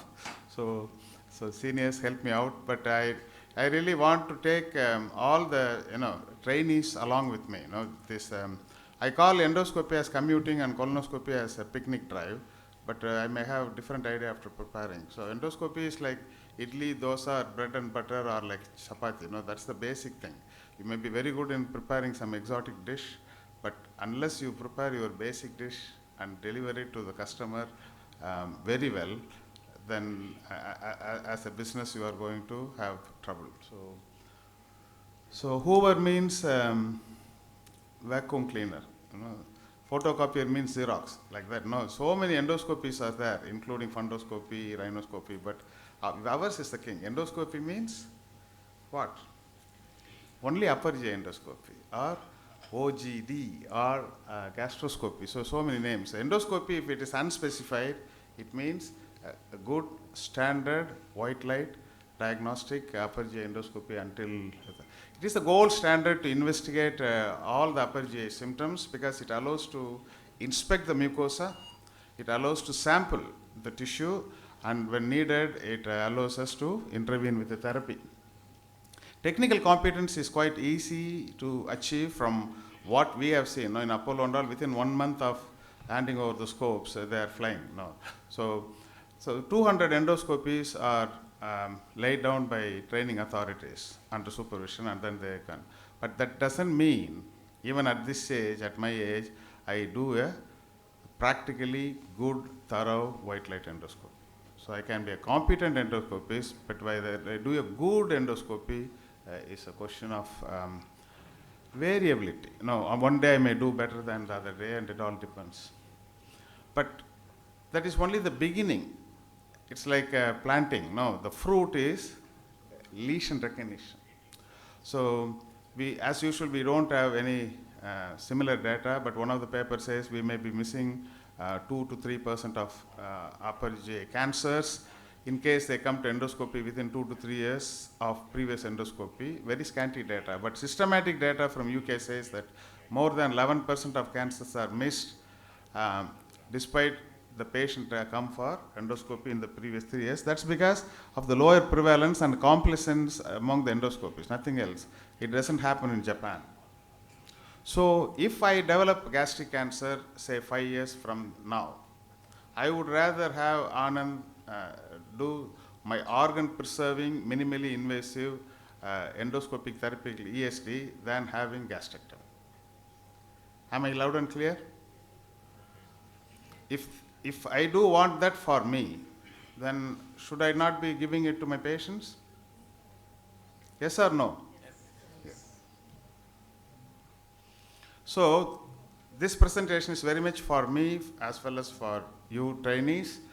So what we have got to do is we need to give emphasis for practices that encourage mucosal inspection, because endoscopy is a visual diagnostic test, like a radiologist reading a chest X-ray or a sonologist doing an ultrasound.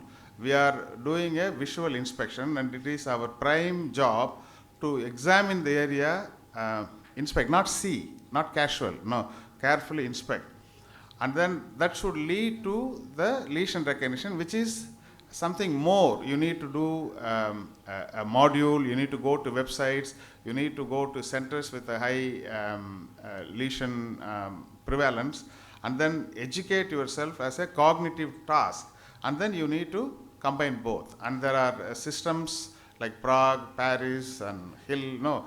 Use systems like in UC, in Crohn's, in whatever you do in colonoscopy, you do it in gastroscopy. So you do optimize early diagnosis of upper GI disease, and because ultimately everything, this talk, the preparation, and your imbibement should lead to improved patient outcomes. So that's why BSc came with these standards. It's a position statement both by Physician and Surgical Society of Great Britain, but they came out with 38 standards, and by common agreement, this is a free access article, and I would encourage all of you, if you are not read, it is downloadable, the PDF, so all of you to go and read, and most of the points, important points, I've incorporated, but still I urge strongly to download this paper and read. Megha, do you recognize any name there? Stuart Riley? Sir, not Prof. Raghunath. Krish Raghunath, some of us will recognize. He is from Tamil Nadu. And Pradeep Bhandari is quite famous interventionist. So we all know about the indications and the fitness. If somebody is in 90 and multi-organ failure, they are bleeding, and somebody wants to do a gastroscopy, say it is futile, I'm not going to do it. And especially dual antiplatelets and neuro anticoagulants, patients should be informed in a structured manner, ongoing manner, leaflet, consent, sedation and post-sedation follow-up, a combination of throat spray as well as sedation. All of us know. The Scopis fitness is as soon as 200 Scopis fine and your consultant says you are fit. But are we fit to deliver a good endoscopy? And then you should know your endoscopy room, your team, your staff, as well as is it CO2 or air. So there are checklists, modified checklists from WHO surgical list, and also scheduling. Now, if you have 10 patients to do in 1 hour, then whatever your intention, practically it is not going to be.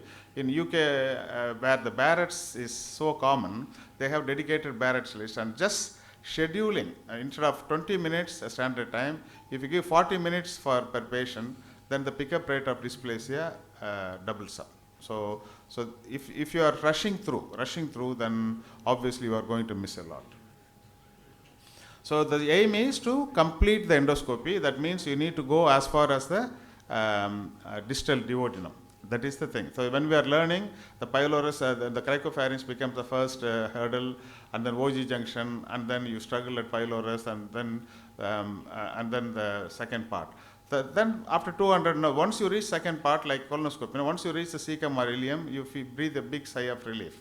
But we all know that the examination starts only after the end of the destination. Like going to Kanyakumari, immediately you look at the landmarks, which is the Thiruvallur statue, where is the sunset, where is the Vivekananda. So we have definite landmarks. So these are the minimum landmarks authorized by BSG. Apollo allows only 6 landmarks. My software in clinic allows only 5 landmarks. In America, you need 10 landmarks. In Japan, I think you need 16 landmarks. So it all varies, but we have a minimum standard. You see all the landmarks there. And then the high-risk stations. So we all know that the incisura and angularis are high-risk stations. But what is important is the landmarks are destination, but journey is as important as the destination. So where is this journey begin? So blind intubation, using the finger is the day of fiber optic scope. Now you need to really carefully see where you are going. So you approach the vocal cord from a distance. Now the epiglottis is inviting you. You screen both the superior as well as the inferior aspect of the epiglottis, and then don't forget to aspirate while you are here rather than blowing. So don't blow air, but rather aspirate and avoid pushing this fluid down the airway. So now you are ready. So sometimes you choose within fraction of a second, you see the vertebral arthrosis creating a bar, right or left. Sometimes people straight away intubate in the center. But what is happening here is, we are never waiting for the give way or anything. You are still waiting, insufflating, and directly under the vision.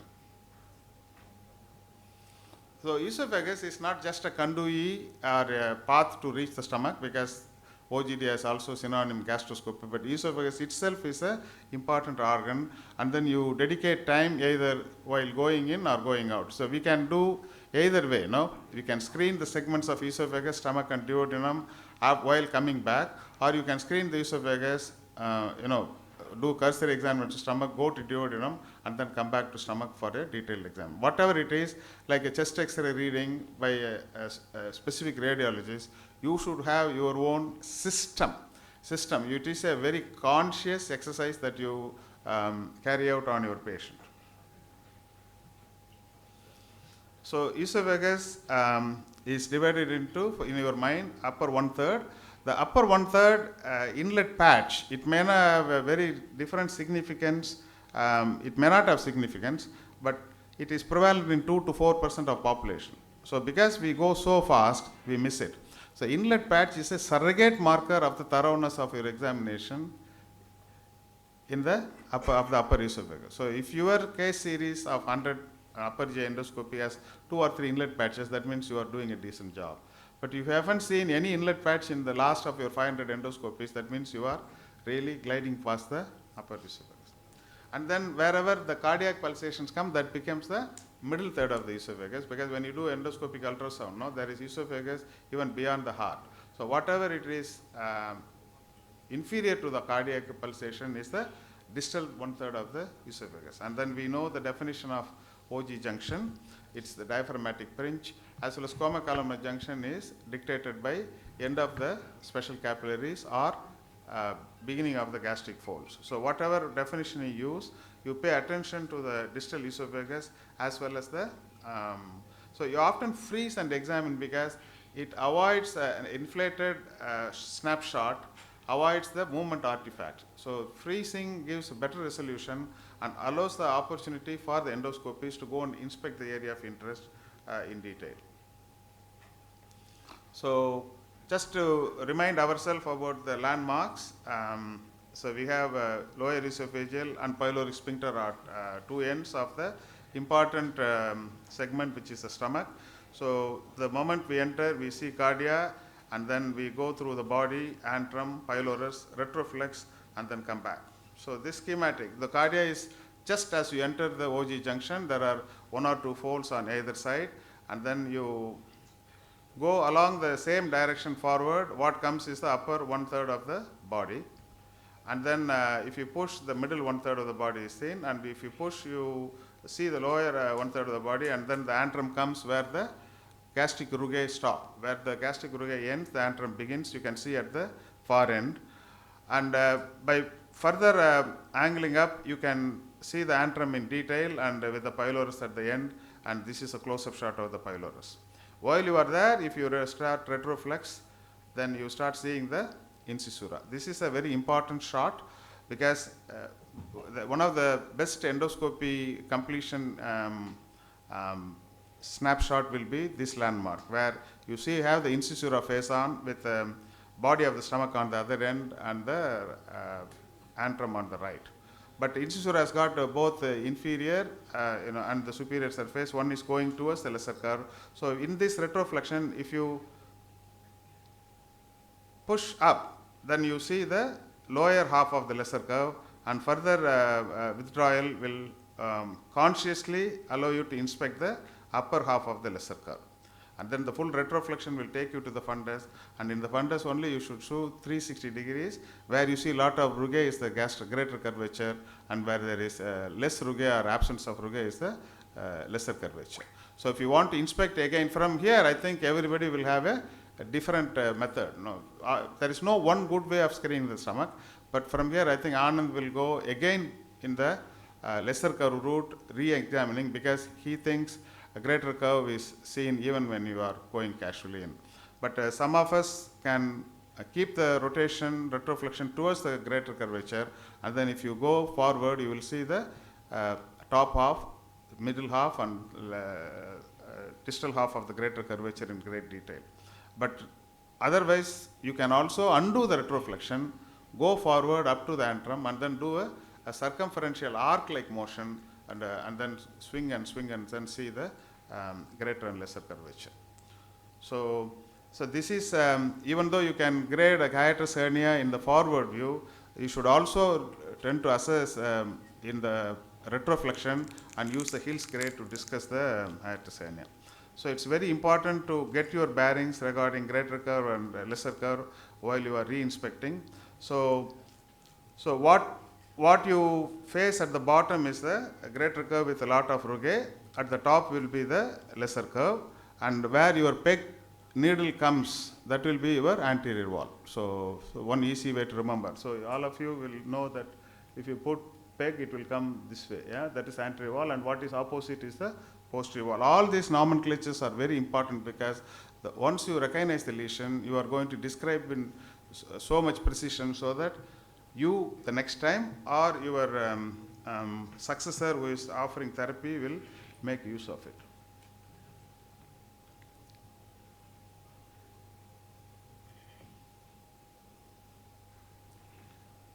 So this is the cardia, as you can see, they're just entering. So what you are seeing is the greater curve, with this is the greater curve with a lot of rugae leading towards the antrum.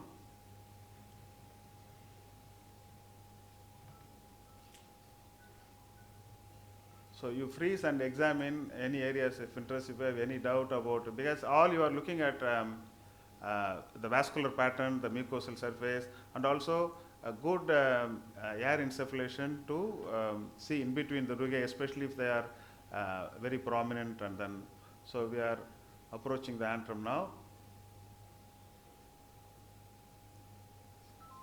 So you see the pylorus from the distance. And then what you do is come back and then retroflex to see the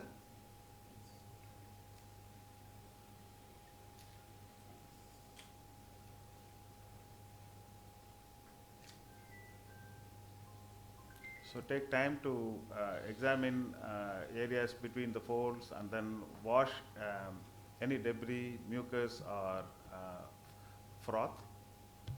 So this is that golden shot. No, look at the incisura. Yeah, this one. And then look at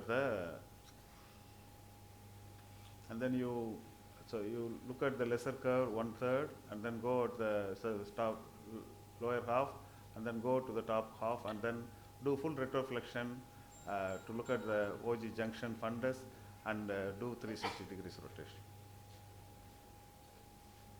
So the last segment, but also very important, is approaching the duodenum. Some of the experts say that using a cap elongates the duodenum and then really allows the bulb to be examined in detail, because we always, like lesser curve and the incisura, duodenum, no, the inferior and posterior angles are high risk stations where lesions are to be missed. Even for therapy, no, the approach may be difficult. So by using the cap, we can approach it.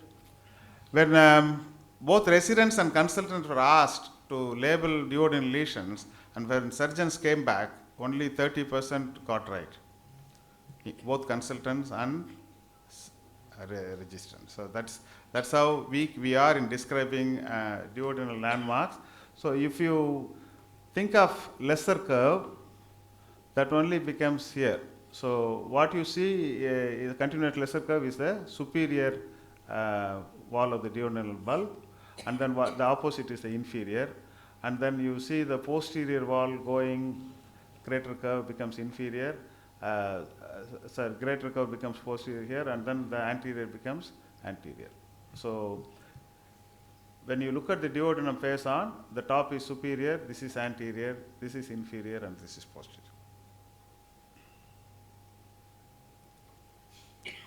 So I tend to take picture of the bulb while before going in, because some of the time we inadvertently cause the trauma as we turn right to go into the descending duodenum. Megha is nodding her head very vigorously. She goes as far as deep into duodenum. That is the BSG and ESG recommendation. Use the opportunity to go as far as into the duodenum, even beyond the second part. But what they say is, like screening the hypopharynx allows us to pick up carcinoma in the hypopharynx or in the vocal cord. Here the incidental ampullary adenomas can be picked up if you use a cap, or if you make every attempt to see the ampulla face on. So again, you need a very arcing motion to look at all the walls of the duodenum, and it's very important that you go and undo all the movement, come and stay in the bulb, try to examine as much as possible. But sometimes inadvertently you get pushed back into the antrum, but then it is very important that you go back and then look at the bulb again. So bulb is another high risk station. So you look at people taking selfie, they will be arguing with the partner. The moment the selfie they take, they smile, and then the moment the selfie is off, then immediately they become ugly. Have you seen like that? Like that, that means when you want to take a picture, you will beautify it. You will wash, you will clean, you will inflate, and then you will freeze. So photo documentation compels you to inspect well. And that compulsion will lead to lesion recognition, provided you equip yourself with a cognition to interpret the abnormality. Because what the mind does not know, the eyes may not see. Okay? So as I told you, freezed images are best for printing out. So apart from our own diligence, so fasting, presence of debris, gastroparesis, obstruction, blood, so many enemies are there that interfere with the mucosal visualization. So our tools are adequate insufflation, aspiration whenever possible, flush with the syringe, or elegantly with water jet, which one is available. Use simethicone to disperse the bubbles, and mucolytic like pronase or N-acetylcysteine for mucus clearance. Now we have even evacuators. If there are big lumps of idli, you can take them off and then go to the duodenum. So what is the meaning of jejunum, literal meaning? Anybody? Why jejunum is called jejunum? In olden days, when surgeons opened jejunum, it was always empty. So jejunum means devoid of food or hungry, one who is in famine. So pancha paradesi, that's jejunum. So if you recall your endoscopy, which is the cleanest part? Where you need to clean least? Anybody? Esophagus. Who thinks esophagus is the least? Is the cleanest part when you do endoscopy? Stomach? Nobody will say stomach. Bulb? Bulb, you see sometimes one curry leaf, just trying to translate. D2, because D2 is the closest to jejunum. So D2 is the most cleanest part. But the other enemy is the patient intolerance. We may talk about, very good white light endoscopy, but patient may be retching, will not retain the air all there.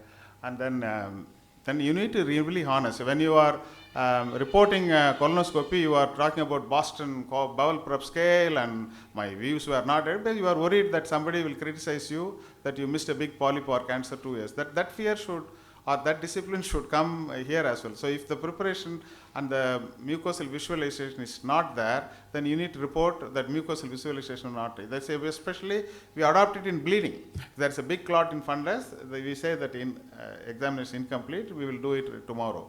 But even in routine endoscopy, with the rising incidence of early gastric cancer and the therapy, then we need to be Barrett's. We are safe. India, it's not a big issue, but beware of stomach. So if you don't hesitate to recommend a repeat relook. So this is the data to show that 6 hours fasting is enough, because more fasting can be discomfort to the patient. But this is not applicable to biryani or people with gastroparesis, because the moment you say that starve for 6 hours, they go and really pack themselves for the next 24 hours. The water can be allowed up to 2 hours. Whether your anesthetist agreed or not, water can be allowed up to 2 hours, and that is acceptable. And then simethicone is heavily favored in all the randomized control trials, and that's why some of us are using a combination of simethicone and N-acetylcysteine as a part of a preparation for endoscopy. It can be given 10 to 30 minutes before in unsedated patients. For sedated patients, the anesthetist may not agree for the patient to consume even 100 ml of fluid just before the procedure. And then if you talk about mucus, if you look at the graph there, the addition of N-acetylcysteine did not greatly improve the views. I think mucus can be washed, and even simethicone can help partly. So as long as we have dilute simethicone, it should not be used in water jet, because it can form a biofilm. If you want to flush simethicone during the procedure, use the syringe and the channel. So what we saw as the initial thing comes after this. We saw the beautiful stomach screening from cardia to greater curve to antrum, incisura, lesser curve. This is the state of the stomach, and it takes 2 to 3 minutes of extra time to really clean, freeze, and then do a thorough thing. But don't forget to aspirate. That's very important. Any endoscopy, ERCP, anything. The first port is to go to left, aspirate all the fluid in the fundus and greater curve, then only you should proceed. And so any fluid you use to wash, it is your job. Clean as you go. So all this hard work is only for the final aim, improving the patient outcomes, because nowadays organ preserving, minimally invasive endotherapies are available. So like colonoscopy, even though there is no data, there are observational studies that if you spend more than 7 minutes in inspection alone, forget the washing time, forget the intubation time, and then you should be clearly reporting the number, location, size, morphology, as well as the surrounding, like ulcerative colitis, surrounding mucosa, because atrophic gastritis can start in antrum, go along the lesser curve, or go along the greater curve. And if you talk to a Japanese endoscopist, they will give different significance for this kind of the front line, the front wave front of the atrophic gastritis, they have different clinical significance. And then like, once you use systems that improves your discipline, use Hills grade, use LA grade for esophagitis, PROG system, and Baveno classification for esophageal varices. And then you do adequate biopsies, because biopsies protocols is for another day. So how many biopsies for suspected condition, where to take is a complete topic itself, but it is available in the gut paper position statement I referred. So because all this leads to your liaison with the pathologist, follow up the histology, your liaison with the oncologist, surgeon, or yourself, and then in a multidisciplinary way, you are going to deliver the best possible solution for your patient. So is this only a dream? Can it be realized? It was realized by this paper. They sent somebody to Japan. He was scoping for 12 years. He never picked up even one early gastric cancer. But after going there, cognitive training, coming back, and then mentoring through internet, this study showed that I am reminding you of the, I want one postgraduate to answer one slide next. So I'll give you 10 seconds to memorize this. So I want you to put your hands up. So if you, one who puts the hand first up will answer next. So this is the pylorus. So which wall is this? Which part is this? You see a 10 millimeter depressed lesion here. Clean wash. And I don't have time. You need to answer. Otherwise I will call out names. That will be disadvantaged Apollo. Huh? So where will the peg tube come? So the anterior wall of the antrum, okay? This one? This is the incisura, yeah? Very good. This one, this is from incisura, I'm maintaining the same angle and then hooking up along the lesser curve. Lower half or upper half? Lower half. And then this is the anterior wall, this is the posterior wall, this is the lesser curve, this is the greater curve, and there is a raised lesion. So, and then this is the anterior wall, so this is the posterior wall, this is a raised lesion in the posterior wall.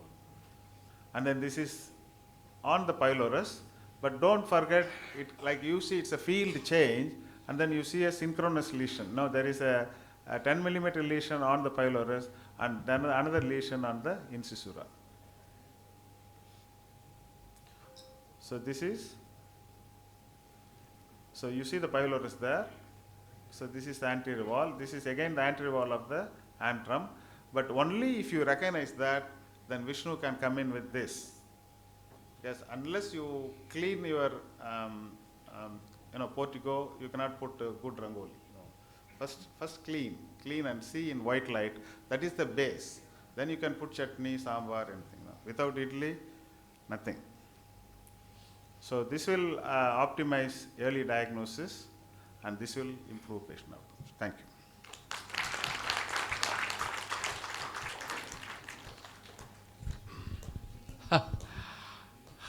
What we will talk on white line, நினச்சி பார்த்தேன். This is a different level, வேறு level தான். In the questions, there are no questions. But inspection time 7 minutes na, with sedation தானே, without sedation 2 minutes மேலே தாங்க மாட்டான் patient. That's one point you want to make. And the spray, how they spray also important. Sometimes they spray, they get immediately coughing. So proper spraying method also is important. Once you spray, one point I want to add is you avoid eating for at least 45 minutes to prevent the gag reflex problem. And simethicone is good. That point is good. Ultimately, everything depends on lesion detection. There is no point in doing a fast endoscopy. You should be a correct and standard endoscopy. And you said nobody bothers about endoscopy standards. We talk only colonoscopy standards. Endoscopy, we need to, but in government setup, when I want to do 40 endoscopes in 3 hours, where the standards come? That's a mute point I would like to tell. I wish the audience will contribute more because the commonest topic, the genius is here. Please talk. I am talking for more time. You should talk.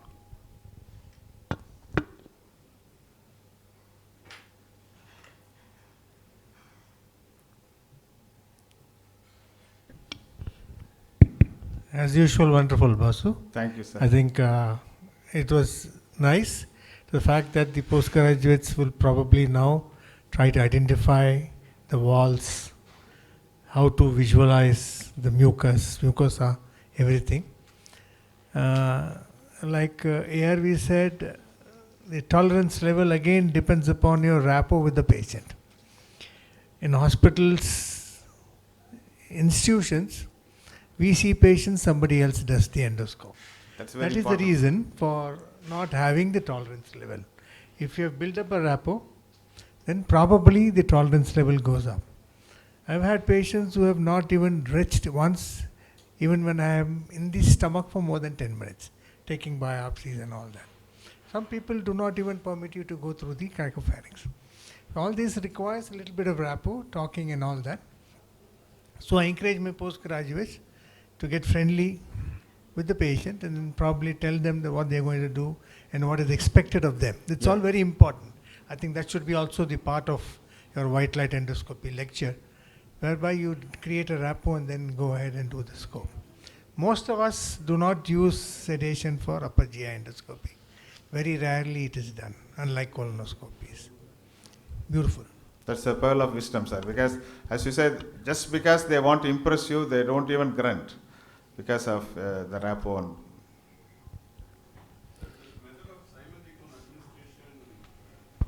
So, for unserrated patients, there is a commercial preparation available, but you can dilute 100 milligrams simethicone in 100 ml water and ask the patient to drink 10 to 30 minutes before the procedure. For serrated patient, you can use the same dilution to wash with a syringe and then aspirate. One thing for intubated patient, it's ultimate safe, but for sorry for interruption. This is for 6 hours for routine patients, but for alcoholic patients, liver disease patients with the varices, CLDs, we have a reduction in the numbers, hours. Is it so? They need midtime snacks. The 6 to 8 hours is ideal, gold standard. But alcoholic patients, we reduce the number of fasting hours. Is it so? I haven't come across. But it's a point made in conferences. I just wanted to know. But I will, like I said, no, we have a very enlightened audience. So do we give less fasting instruction for any specific patient population? No, sir. Opposite is true. No, gastroparesis, if you suspect a gastric outlet obstruction, opposite true. And then Anand will agree, sometimes we even pass white bore Ryle's tube to cleanse the stomach in anticipation, to make the procedure, meet its thing. So what I will finish with Jesus' quote from Bible. No, in Tamil it says, "Tattungal thirakkapadum, kelungal kodukkapadum, thedungal kedaikum." For mega benefit, if you knock, somebody will open the door. If you ask, somebody might grant your wish. But this needs somebody else to do that. But the thedungal kedaikum means seek, you will find. So the lesion is there. If you seek, you will find. Thank you.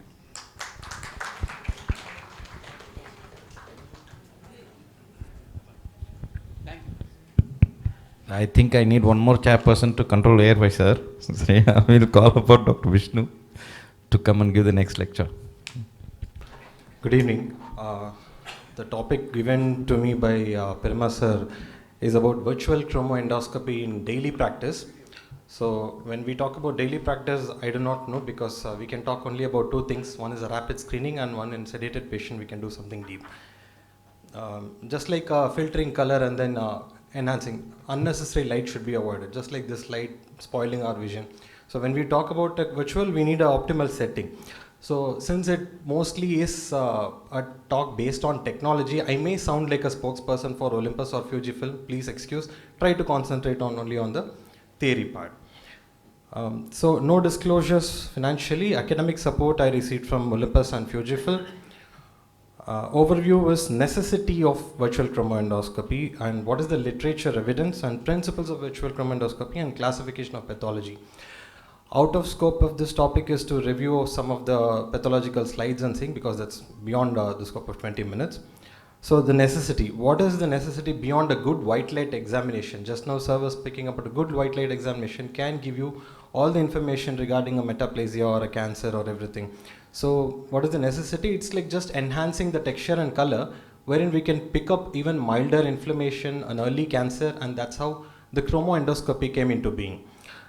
Basically there was some dye which were absorptive dyes or staining dyes like methylene blue, indigo carmine, acetic acid or Lugol's iodine, which were used to enhance the mucosa. In this case of Barrett's esophagus, for example, it's basically a metaplastic mucosa. It is intensely stained by methylene blue. So even after spraying methylene blue 1.5%, after 3 minutes after extensive washing, a Barrett's mucosa will keep the methylene blue dye. The next example is in the staining area, if there is an abnormal reddish area which is not taking up the dye, that may be a dysplastic element. So therein we can take targeted biopsies. So chromoendoscopy will help you take a targeted biopsy to look for early cancer and dysplasia. So this is Lugol's iodine. This can very much be used in clinical practice also. Once I did a screening camp in Assam where there is a large number of early esophageal cancers. I did like spray this Lugol's iodine in the esophagus to pick up this non-staining area. Basically, the squamous epithelium contains this glycogen. A dysplastic squamous epithelium will not contain the glycogen, and it will not take up the iodine dye. So an abnormal pale white area in the background of brown mucosa is a dysplastic element. You can take targeted biopsy. So that's Lugol's iodine spray for picking up esophageal mucosal dysplasia.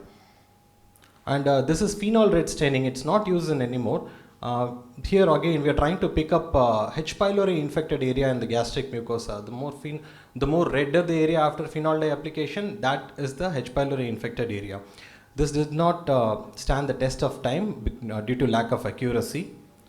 And this is glacial acetic acid. Acetic acid is not a staining dye. It basically breaks down the disulfide bond in the mucous layer of esophagus. So the squamous epithelium appears more white. It was borrowed from colposcopy from the gynecologist. You make the squamous epithelium more and more white. It has to stay white. Whereas if it's not staying white, showing some abnormal reddish hue, that is dysplastic Barrett's esophagitis. And these are examples of lateral spreading tumor, non-granular type in colon, where we spray methylene blue. If the dye is not taken up, that is again dysplastic area. A normal intestinal epithelium should take a methylene blue dye.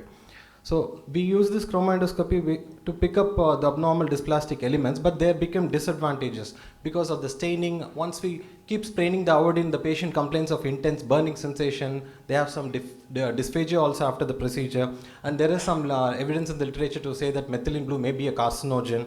So also at the same time, when this was a disadvantageous, came in the technological advancements in the form of color filter. We can filter the amount of white spectral light entering and hitting the mucosal surface. And there are super CCDs, cathode crystal diodes, to process that reflected image into an enhanced color and texture. This is how virtual chromoendoscopy came to be. The literature evidence finally says that we need more RCTs to support and implement this virtual chromoendoscopy in daily practice. These are some of the green studies. The studies which are quoted in green color are the one which supports virtual chromoendoscopy. They say that you use virtual chromoendoscopy like LCI, especially the ONO study in the first one says the lavender color in LCI by Fujifilm allows you to pick up more dysplasias in routine clinical practice. The second study says that more amount of gastritis can be appropriately classified if we use virtual chromendoscopy. Whereas third one is the Yamaguchi study. That is an RCT which says that maybe we cannot say that chromendoscopy is better than a good properly done white light. And the last meta-analysis is divided both the ways. The last study by Shu kind of compiled all the studies favoring virtual chromendoscopy, but finally there is a statement saying that none of the studies are of good high quality and it needs more RCTs. So literature evidence wise we cannot go based on it. So in this talk we are going to cover the image enhancing mode based on optical digital enhancement, that is NBI, AFI. Rest are all the different types of endoscopy available, but we are going to concentrate on the image enhancing method of doing a endoscopy. So the scope of this talk can include narrowband imaging, texture enhancement, linked color imaging and blue light imaging. Iscan is something which is similar on this principles, but I have not used it, so I cannot comment on it. So the principles of this virtual chromendoscopy first came when the Olympus Corp introduced this narrowband imaging. This is the principle which is finally used by rest of the people. Basically, they took only the blue light and the green light and allowed it to pass onto the mucosa. The mucosal vessels which contain the hemoglobin specifically absorbs these shorter wavelength light. So that is being reflected upon. A mucosal blood vessel containing the hemoglobin will absorb the blue light and reflects it back. So the superficial capillaries are blue in color, whereas the submucosal vessels which reflects the green color appear more greenish in color. Olympus now introduced more something called an amber light by LED that goes even deeper. A deeper submucosal vessel will appear more brown in color. So based on this color play, they try to enhance the texture. So they take the white light, allow it to pass through the filter. Return light is processed in a CCD and presented to us on the monitor. Now came Fujifilm with a different mode, linked color imaging. These guys started using the LED light, multi-LED system. Now apart from the light system, now they are using multi-LED where they can keep on adding more lights from the basic three lights, like RGB, red, green and blue. They can keep adding more light. Like for example in LCA, they added one blue light spectrum, blue-violet light spectrum. This blue-violet light kind of did this thing in LCA. It takes up the image without LCA and separated all the colors into a far-end spectrum. What does that mean? The white becomes more white in LCA, blue becomes more blue, red becomes more red. So if there is a normal appearing mucosa in an endoscopy, the inflammation is there but you are not able to see it. You apply LCA, the inflammation becomes more hyperemic. The red becomes more redder. That's the use of LCA. So these are some things, the LCI, TXA and NBA, which we can use in daily practice, which we are implementing. For example, that's the white light mode. That one where I'm not able to see any lesion in this particular region. Whereas once the LCA applied on the screen's left side, we see that there is a reddish hue. That's an adenoma. Somewhat orange tinge it gives. That's adenoma. And this is blue light imaging in Fuji again, wherein apart from the blue violet, more blue is sent out. Almost it is similar to NBI. Here the inflammation is seen in green in color. Microvessel and microsurface is more clearly seen. So what are the principles behind it? So basically to understand that, these are slides given by Olympus. So when they introduced virtual chromendoscopy, they were trying to tell us to detect the lesion with texture enhancing and then characterize the lesion with narrowband imaging, confirm with histopathology, and the treatment comes red dichromatic imaging. When we are doing POEM or ESD, RDI will give us more deeper blood vessels where we can avoid cutting them. So TXI is almost called the new white light because of the texture and color enhancement. The principle is enhancement of the visibility of suspicious area based on white light alone. It has the potential to replace white light according to them. Do we use in daily practice? Yes, there are two types of TXI mode 1 and 2. TXI mode 1 will enhance the color, mode 2 will enhance the texture. Now here, you see this is the white light imaging. If that light can be switched off, I think we can see this in a better way. If it's not thank you so much. Thanks, yeah. So that is the white light imaging and that is a texture enhancement. You can see that the vessels, the dilated vessels are more clearly seen in this particular region and there is a dysplastic element here. This is a Barrett's with dysplasia. Now to do this, we need, of course, higher end endoscopies. That's why I said it sounds more like we are talking in favor of the guys who are selling the scopes. But leave alone that and try to see the beauty of the TXI here.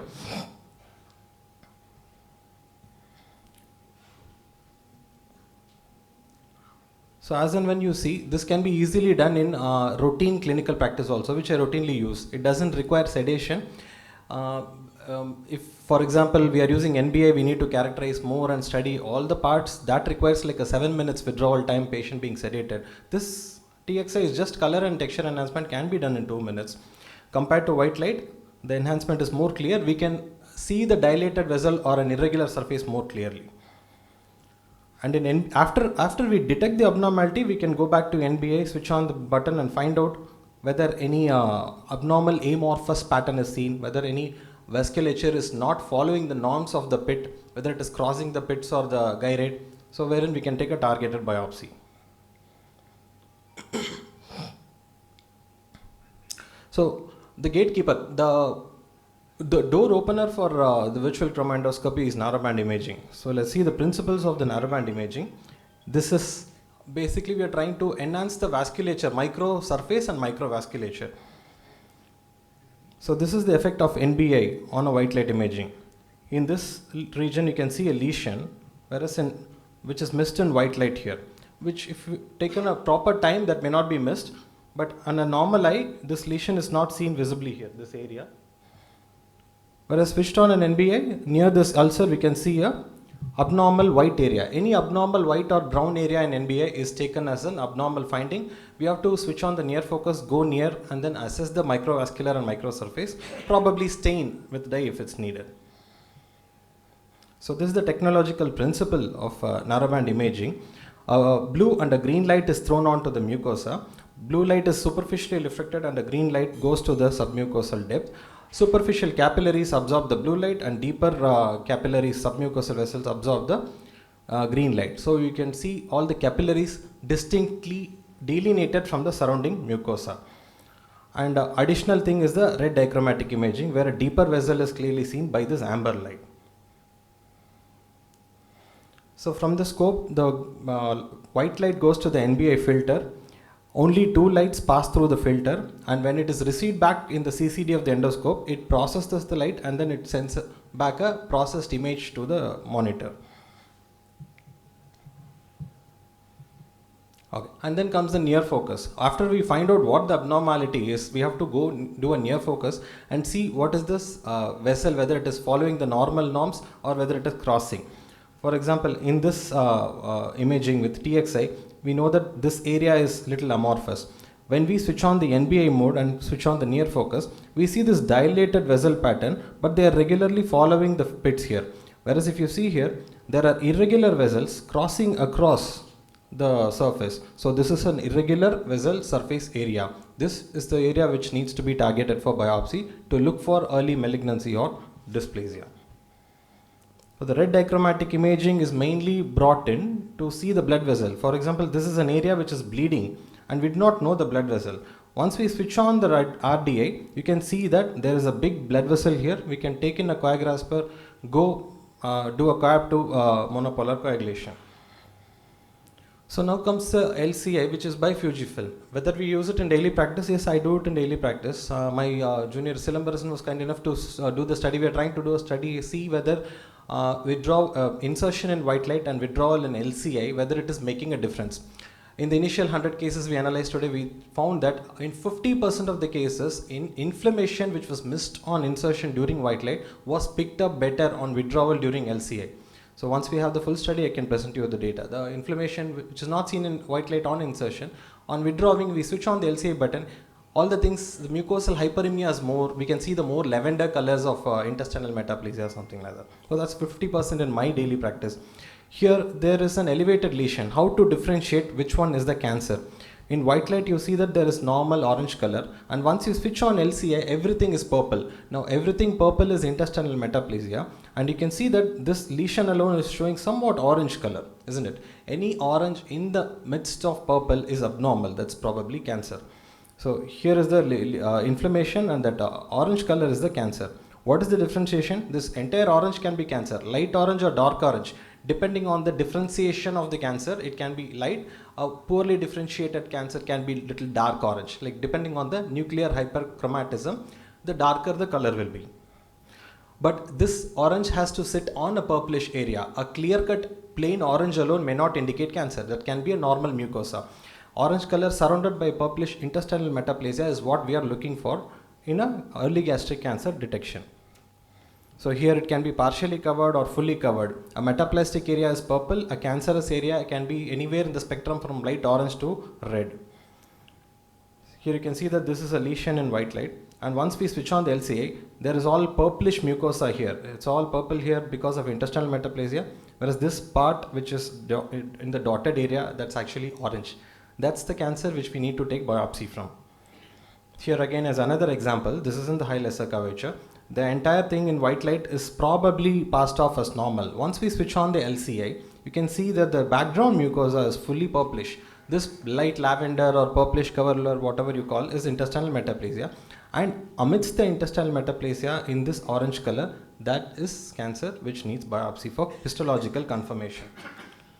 So here again there is a white light missing a cancer as such. Here you can see that there is a purplish hue surrounding and the center appears orange. So that's purple means metaplasia and cancer is orange in LCA. Why do we say so? How do we confirm it by histopathology? Whereas this is the histopathology.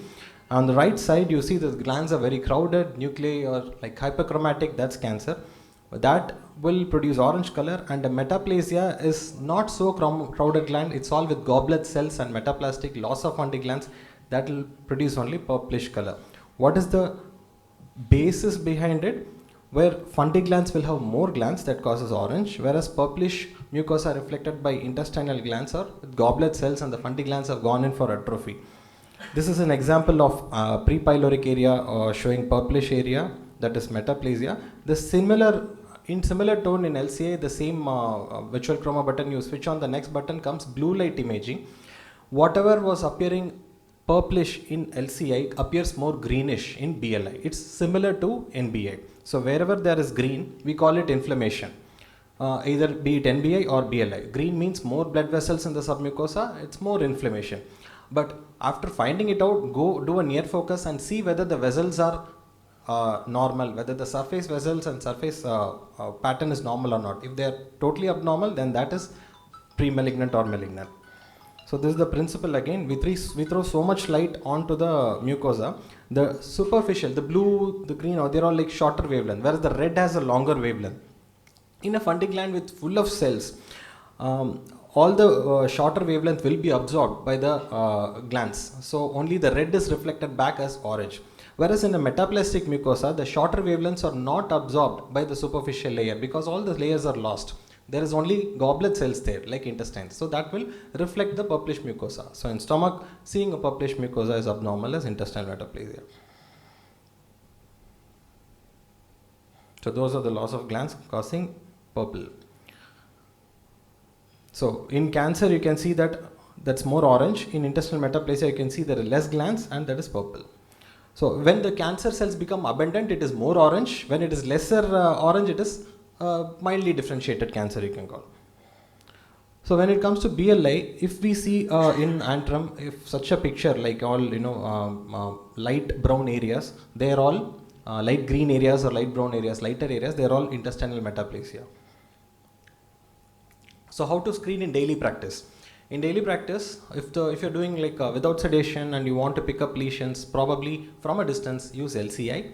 Likewise in Olympus, if you're an Olympus user, use TXI. That will show us the abnormal pattern. Once the abnormal pattern is picked up, maybe switch it over to BLI or NBI mode, go to the nearer area and then use the magnification endoscopy to characterize the lesion. This is in daily practice.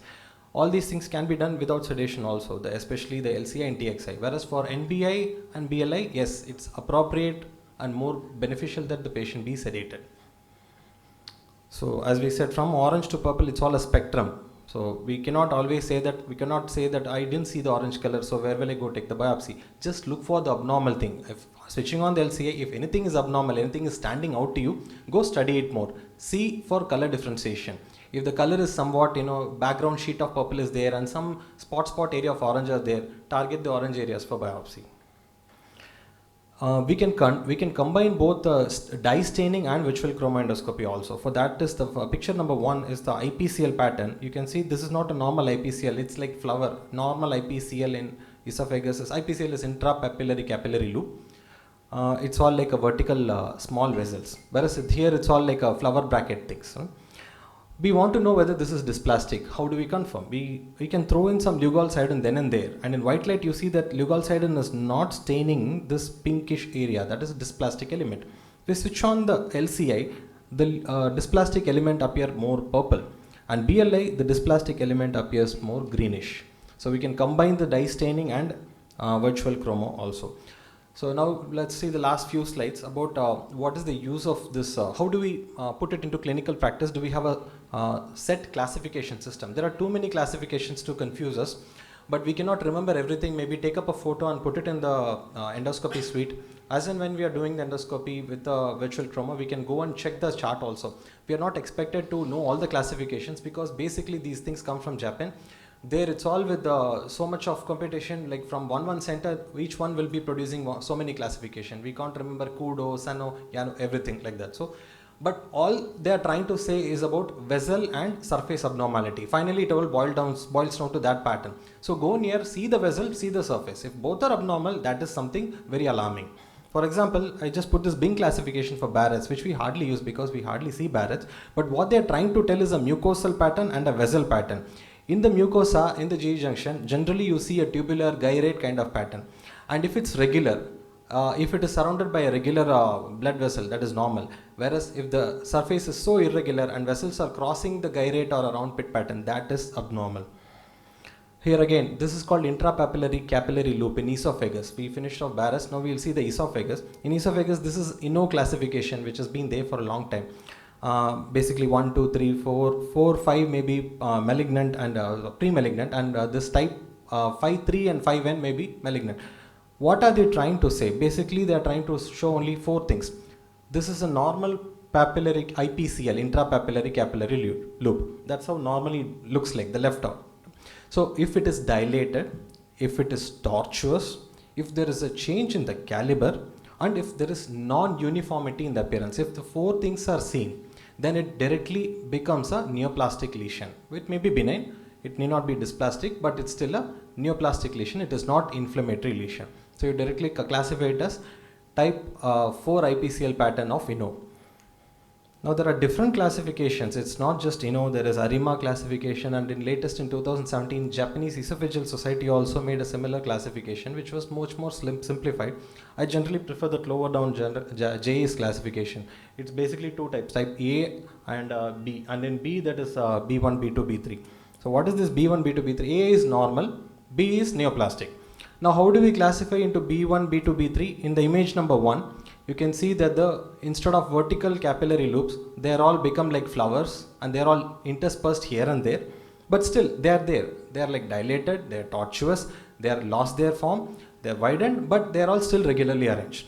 Whereas in B2, so in B1 it means that probably there is a dysplastic element which is invading the lamina propria. That's what it means. Whereas when the same pattern becomes much more irregular, when it becomes interspersed, when it is losing the polarity here and there, if you are seeing an IPCL pattern, that is B2. Probably it means that the dysplastic element has invaded into the muscularis mucosa. They are all still carcinoma in situ, still amenable for ESDs. The third pattern, if you see, the vessels are more dilated, more than 3 times the normal vessel. So that becomes B3 naturally. So when the vessel tortuosity and the dilatation of vessel is more than the 3 times of normal loop, then it becomes a surrogate marker to say they have invaded the submucosa. So depending on the submucosal invasion, you do not take up that case for ESD, rather you send it for surgery. So that's how these classification help. Like how I said, like dilatation, tortuosity, loss of arrangement. Here also there are 4 things in JES: meandering of the IPCL, dilatation, caliber change, and various shapes. It's all mean the same. When it comes to polyp, be it stomach, be it colon, we have certain classification called NICE classification, and then now it is called JNet classification. So that probably you can put up a chart in your endoscopy suite and try to find out. But I can say we are trying to basically look for 2 things. One, look at the surrounding mucosa and then look at the polyp. If the polyp is same as the surrounding mucosa, just that it is shown in an enlarged view. For example, surrounding mucosa has a pit which is round and some of a normal vessel. If the same is enlarged in a magnified view but similar pattern, similar to the surrounding mucosa, then that is type A. It is probably very benign or hyperplastic polyp. Whereas, if the surface changes compared to the underlying mucosa, for example, underlying colonic mucosa has a round pit pattern and the polyp has all gyrate pattern, that is type that becomes an adenomatous polyp. But still, when the gyrate pattern is there and the vessels are uniformly following the gyrate contour, that is still a benign adenomatous polyp with low-grade dysplasia probably. If there is amorphous pattern, gyrate is here and there disturbed and the vessels are going in a lacy network fashion, amorphous, no morphology, then we call it as type 3 classification, which is carcinoma in situ. So these three things we can remember. If it's similar to the underlying mucosa, it's hyperplastic. If it has changed from the underlying mucosa, but still following the regularity of the vessel surface pattern, it is adenomatous type 2. And it's type 3 if none of these things are followed and it's there is a lacy network of pattern with no morphology, then that is carcinoma in situ. That the same principle applies to colon, as a lateral spreading tumor with be it non-granular or granular, be it stomach, be it jejunum, and everywhere. And there are multiple systems to confuse us, but you can probably remember NICE or JNET in our system because that's what we usually report.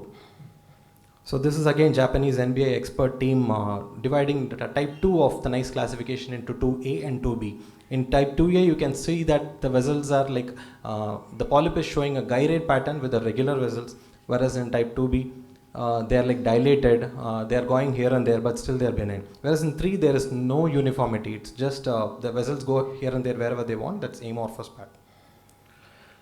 Okay, thank you. I'm sorry, I tried to squeeze everything in 20 minutes because this was exhaustive and this topic was given as a punishment to me by our beloved secretary for not attending few meetings. So in case if you don't go and read, you will be called in for next meeting. Thank you. What a plethora of colors. Colors are always nice. You see colors in life and colors in endoscopy. The topic is open for discussion.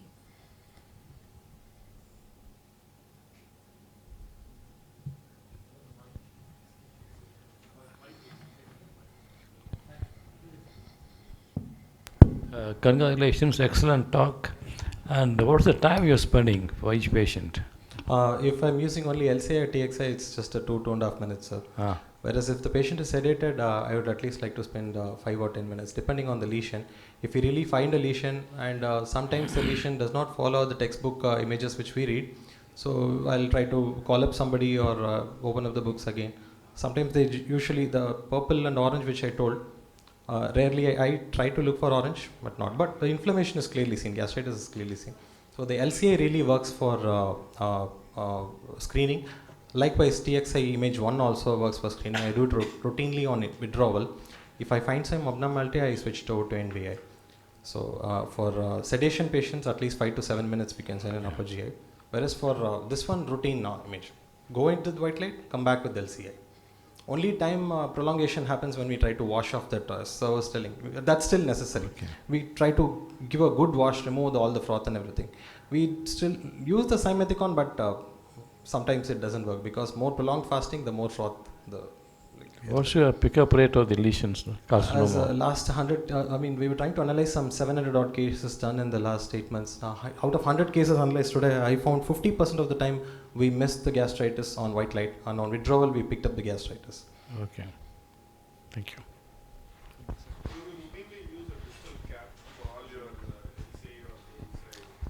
No. When 190 system and 290 systems were introduced by Olympus, they suggested this black cap so that all the light kind of converges onto the mucosa. But now this 1500 series has something called EDOF, extended depth of field. So they kind of adjust the brightness. Even if the field is somewhere else, the brightness is more pronounced there. We don't have dark areas in the field of endoscopy anymore. So that's called that BAC mode, brightness adjusted imaging. So yeah, I don't use Vishnu, here. Yeah. So you use the LCX once you withdraw, na? Yeah. So while going itself, why can't we use it? Because sometimes while insertion, many trauma can happen. that can lead to false inflammation, hyperemia, everything. What is the necessary to look while you withdraw? It's Otherwise, always you will not know which is normal and which is abnormal, at least for me. No. There are experts who kind of, I heard in Japan, like they go in with LCA itself. Whether the trauma which you're talking about, most likely I have seen occasionally in pylorus and most often in colon. Try not to create the trauma. Even the friction of the scope, no? So once Yeah. we withdraw, we see a lot of erythema there that can falsely give Point well impression. taken. We really do not have data. Some actually go in with the virtual chroma. But for me, like if I directly go in with the virtual chroma, I do not know what my normal endoscopy looks like. So there is no point of reference. So I may miss something. For example, in H. pylori, I always look for loss of regular array of collecting venules. That is much better seen in white light and in LCI. Once we switch on the BLI or NBI, the regular array of collecting venules, actually the collecting venules become less prominent.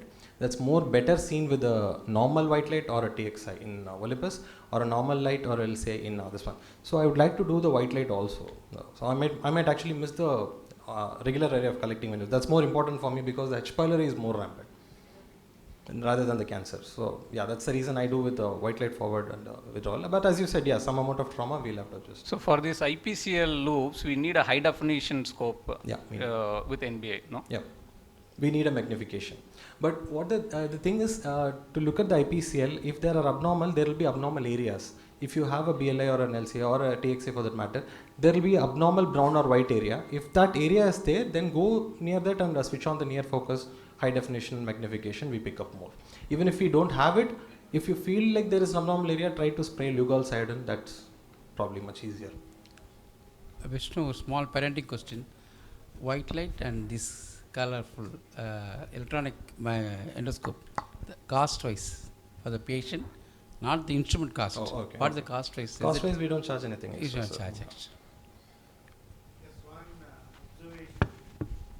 I think it's very impracticable to go with higher imaging in all cases. I think we need to use the white light more frequently. Yeah, yes, sir. And then only probably if you identify area that's which you think is abnormal, then you apply the totally agree, narrowband or blue light imaging and then see. Otherwise, I don't think it's very practicable to go with high imaging directly. I think you because need the meta-analysis also says that a you good white light actually the- picks up cancer in an equal rate. It's not like a you need a reference point where you have to go and identify. And all of them don't require higher imaging. I think they don't. A properly done white light actually is sufficient. But it's just added texture and enhancement. That's it. It's not mandatory, but it's nice to have. If you follow Bazu's stock, most probably you will identify most of the cases. Excellent talk. Thank you. Thank you. Thank you. The third batsman is Tirumurthy. I have seen one endoscopy report from abroad. It consists of more than 3 to 5 pages. I thought whether it's a discharge summary or endoscopy report. We write in 2 lines. Pylori is inflamed, etc., biopsy taken, not taken. It's a big bugbear to read the foreign report. Sometimes we see such kind of report in India also, in Chennai also. I wish Tirumurthy will throw the light on this endoscopic reporting system. Single page, multi-page, point-wise and quality-wise. Thank you. Good evening to all. Now my previous 2 speakers, they have done the white light and virtual chroma endoscopy. Now it is the time to write a report. Writing a report is equally important like you are doing the endoscopy. Like you are spending lot of time in doing the endoscopy, same way you have to spend adequate time in writing the endoscopy report, because the endoscopy report is going to tell others that what you have seen in the stomach or colon, wherever. So this is what it is going to tell you. Otherwise you must have seen lot of things, but if you have not translated everything into the report, then it is of no use. And it says, okay, some inexperienced endoscopists have done the endoscopy. That is what the feel will be there. So the report, by definition, it is a original or official paper.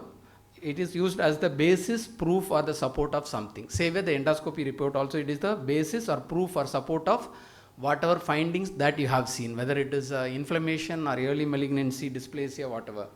The endoscopy report is central in any endoscopy practice and facilities. The exchange of information about findings, therapy, clinical recommendations, adverse events and performance in relation to endoscopy procedure. Generally what we are thinking is writing endoscopy report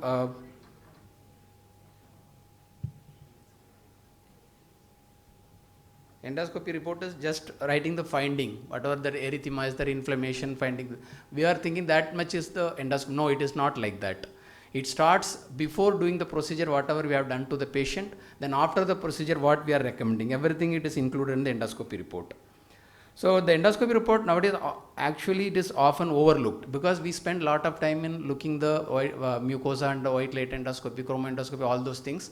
And by the time we spend all our time, we left with very little time and we write whatever, some erythema, some gastritis, something like that. And it is given less importance. And there is an individual way of reporting. There will be variation from individual to individual. Each individual will be describing the lesion in a different manner. And they use the varying terminologies and it will be inadequate, like in clarity or detail of the lesion and the completeness of the lesion. All those things will be there. That is why they have all the endoscopy societies around the world, they thought will create some kind of standard reporting system. Then some standard terminology to describe the lesion. Wherever across the world, if you see a lesion, then you have to describe it in particular way. The brief history about this developing the system goes back in 1991, when the computers were more readily available and relatively inexpensive. Everyone thought we'll include all the report in the electronic manner. And it is possible if we enter as an electronic manner, search the database created, perform statistical analysis and avoid the need for handwritten or typed reports. So around the world, a considerable number of endoscopy record systems have been developed, but there has been no standardization of the terminology used because of the individual variation and inter-society variation in this thing. The computers in endoscopy organized by Dr. Klassen in Munich in 1991, and ESG organized committee under the chairmanship of Crespin included almost all European country experts to coin some standard terminology for describing the endoscopy findings. Dr. Maratka from Czech Republic, he was considered as the main man who has given all the endoscopy terminology and to the World Endoscopy Organization. So based on the various conferences in 1991, all the endoscopy societies, ESG, ASG and World Endoscopy Organization, they have come up with some guidelines and the standard terminology to report the endoscopy findings, to make sure that the reporting is more or less, it is standard and it is understood by across the world. So they have given in their position paper, they have given what are all things to be done. So all the endoscopy report should be electronic. It should not be like paper, because in many of the countries they write it in a register. They write it some erythema in the body of stomach, rest normal. That's it. So the paper-based reporting is not recommended. It should be electronic based. Why it is electronic based, we will be come to know when we are going by this lecture. And integrated or standalone. It should be integrated because the endoscopy is not only, it is done by us, but it will be referred by various specialists across the specialities.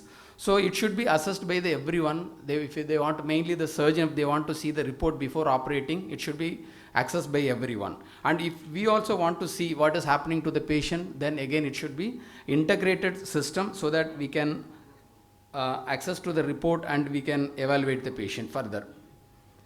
And it should be structured and standardized data entry. Endoscopy reporting systems shall restrict the use of free text entry to a minimum and mainly based on the structured data entry. All this work done by various societies is mainly to standardize the terminology so that we write very less. Mainly we use a lot of adjectives, this was, that was, something like that. To reduce that, all that thing, and crisply we can use the standard terminology which is understood by everyone. And there are variables, the separate entry of data for quality and research purposes is discouraged. Sometimes they write, suppose I am doing a study, I will write it in a detailed manner. If I don't study, I want to finish it off, I will write in a very short manner. That is discouraged. So electronic mode of entering the endoscopy report will alleviate all these things. So it will have electronic system, will have all kinds of information which is required for research purposes, it will be there. Even if you are routinely reporting it, maybe few years later, if you want to retrospectively, you want to assess, you want to do some study, then this information will be very much useful. If you have not entered adequate information, then you may not able to do the retrospective analysis as well. So the endoscopy reporting system must facilitate easy data retrieval at any time in a universally compatible format. That is very important. Then also we have to continuously update the system, the software, everything, so that depending on the timing, depending on the how the system is upgrading, we can upgrade our reporting system. It is not a one constant thing. We have coined some terminology, this will be the follow. It is not like that. As the research and study goes on, the experience improves, and we can better improve our reporting system as well. So continuous updating of the system as well as our learning is important. So far we have seen how the endoscopy, it should be electronic based, it is continuously updating, and should be standard terminology we have to use. These are all positions. Now we have come to the required endoscopy report element, that is a report field, how we report. This we can divide into, one is the formal administrative items, in which we will get all the patient details. Patient details, who is doing endoscopist, whether doing it inpatient or outpatient, elective, emergency, all this data will be there in this thing. This can be done easily. This appears as an exhaustive list. This can be shortened in the system that if you have one unique ID, you enter that ID, all the patients, the demographic data will be automatically will be displayed. So everything will be done. Only thing we have to tell the software people that we want all these things. Once enter the ID, everything should come in place. So this will take less than 10 seconds or 15. Just enter the unique ID, all the data will come. The patient's age, name, sex, all those things will come. Only thing we have to enter the endoscopist, endoscopy nurse, and a referral doctor and the additional address. That is the thing only we have to enter. Suppose we are working in an institute, that we can have a drop down box, we can drop it down and we can select the doctor or whatever we can. Then comes the medical history and endoscopy related. Comes the indication, reason for endoscopy. This indication, reason, again we can have a list of this thing. It's a drop down button that all the societies they have mentioned, what are all the indications, that all those indications we can feed it in the system, just to drop it and enter it. No need to type all these things. So brief history including the relevant family history, that we can mention it. Suppose some if it is our patient, we will have already detailed history, we can enter it easily. Suppose if the patient is coming from outside, we can train somebody who is there sitting in the endoscopy desk to what are the things to be asked, then that can be done easily also. Again, risk assessment, we have to put ASA score, comorbidities, anticoagulation and other things. Then information with informed consent statement, so that we will not miss it. If it is there already, then it is very easy that we can get an informed consent, because this is a legal requirement as well. And also we have to see the mouth opening, denture, status of the teeth. Majority of the time, especially the head and neck cancer patients, when they come, they will come with very critically narrowed mouth opening. In that case, we may not able to do. If that was noted before, then we can advise the patient in advance. Otherwise, the patient will be unnecessarily coming in fasting and will be waiting whole day, and we will be telling that your mouth opening reduced, you go for some nasopharyngoscopy, something like that. That is important, especially for the oncological patients. And the type of bowel preparation, maybe upper GFR we have to give the N-acetylcysteine, simethicone. The lower GI we have to look for different bowel preparation scales are there. We have to follow that. And type and dose of sedation. Suppose if you are using anesthesia, then we have to mention that also. Other medication and related information. All these things can be put as a drop down button and select and click. It takes very less time only. Then extent and completeness of examination, always we have to mention, and the quality of bowel preparation. Then coming to the findings. So far we have entered the demographic details and the medical indication conditions and whatever the medical history, allergy, all those things we have entered. Now we have to come to the relevant findings and the pertinent negative findings that we have observed during the endoscopy. So for that only they have all the societies since 1919 through various discussions and other things, they have developed a minimum standard terminology, MST. They had revisions, 3 revisions, the latest one MST 3. That has now, it is with the World Endoscopy Organization. They have the responsibility of updating the standard terminology and how to use all those things. And now the MST 3 has included EUS and enteroscopy, And the list of findings have been reorganized with one generic list for each main category. Because here the minimum standard terminology they have divided into, it is for luminal, whether it is upper GI, lower GI, endoscopy or capsule. All these 4 headings will come under luminal finding. Then ERCP US. Then ERCP terminology has been revised to allow more precise description of maneuvers as well as findings.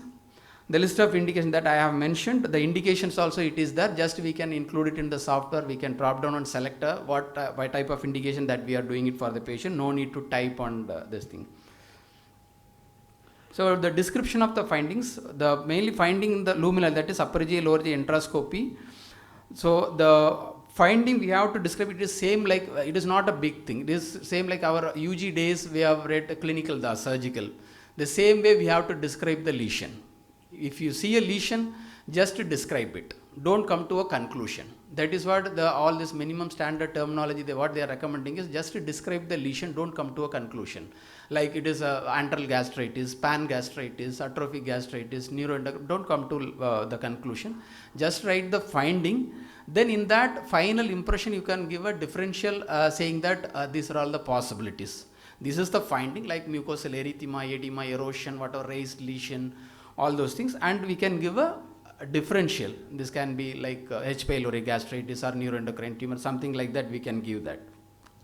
That same like it is where is the location, exact anatomical location, that already the white light endoscopy they mentioned, it is upper, middle, lower cervical, OG junction, cardia, all those things. We have to mention the location at which we have seen the lesion. Suppose if the lesion is very large, is extending, is a longer segment, then we have to describe in detail. It starts from where and ends from where. Always you have to use some standard anatomical landmark like OG junction, cardia, incisor angularis or pyloroduodenal opening. We have to take some standard anatomical landmark to describe the extent of the lesion. The lesion starts from here, it goes up to that level. Then what is its circumference? Whether it is a full circumference, semi-circumferential or 1/3 circumference, we have to. Then which part of the this thing, whether it is anterior wall, posterior wall or along greater curvature, lesser curvature, or the D1, D2, all those things we have to mention. Exactly same like in the surgically we describe a lesion, it is the same way. What is the location, extent, what is the consistency, all those things we cannot mention, except in certain lesions we can mention. Otherwise, we have to describe it in the same way with reference to the standard anatomical locations. We should not write there is a growth in mid-thoracic esophagus. We should not like that. Whether it is a growth is a full circumferential or semi-circumferential, lumen occluding, it is a proliferative growth or stricturizing, whether it is indurated one, what is the extent, whether able to go across the, all these things should be there. And the number of lesions we have to write, whether it's a single or multiple lesions, and the size, shape and content, especially surgeons, especially in the colon. When you have a polyp, normally what we see, we have seen multiple polyps in the descending colon, multiple polyps in the transverse colon, something like that we write and come back. But surgeons, they need a particular details, approximately how many polyps were there, what is the various size, what is the largest one, what is the smallest one, what kind of polyp it is. All these details surgeon will be requiring all these things, because when they are going for surgery, they have to decide. Suppose it is this number of slides, they have separate surgical guidelines, this number of polyps are there, all this, and then they have to decide what kind of extent of resection we have to do, all these things. So we should not write blankly multiple polyps in descending colon. Multiple means it can be 3, it can be 30. So preferably it is, we may not able to count exactly what it is, because the polyp detection, we will be knowing that it is around 60 to 70%, but approximately we have to see, and we have to mention the size. What is the largest, not every polyp size, we have to mention what is the largest one, what is the smallest one. Then shape and content. Suppose we are having a diverticulum or something like that, what is the content? Whether it is any blood clot is there or food content is there, all those things we have to see. If there is a food content, we have to clean and see what is there in the below, all these things. So in this finding, we have to describe the lesion, what you are seeing, with reference to the anatomy. That we have to describe in detail. We should not write just one finding and move away. So the luminal findings, these are the standard terminology they have given. This article is almost 45-50 pages. All these terminologies are there. These are the standard terminology we have to use. Whether the segment is dilated or stenosed, extrinsic compression, diverticulum, surgery, deformity. It is for the lumen. Then if it is a contents, then we have to, suppose if you are seeing some content, you have to use one of these, whether it is a foreign body, blood, food, bezoar, fluid, something like that. Then is a mucosa, again, here we have to describe whether it is a erythematous, edematous, granular, nodule, all these are the standard terminology we have to use when you are describing the mucosa. So in this, when you are writing erythematous, whether it is a diffusely erythematous, patchy erythematous, or only one focal area, all these things you have to mention like that.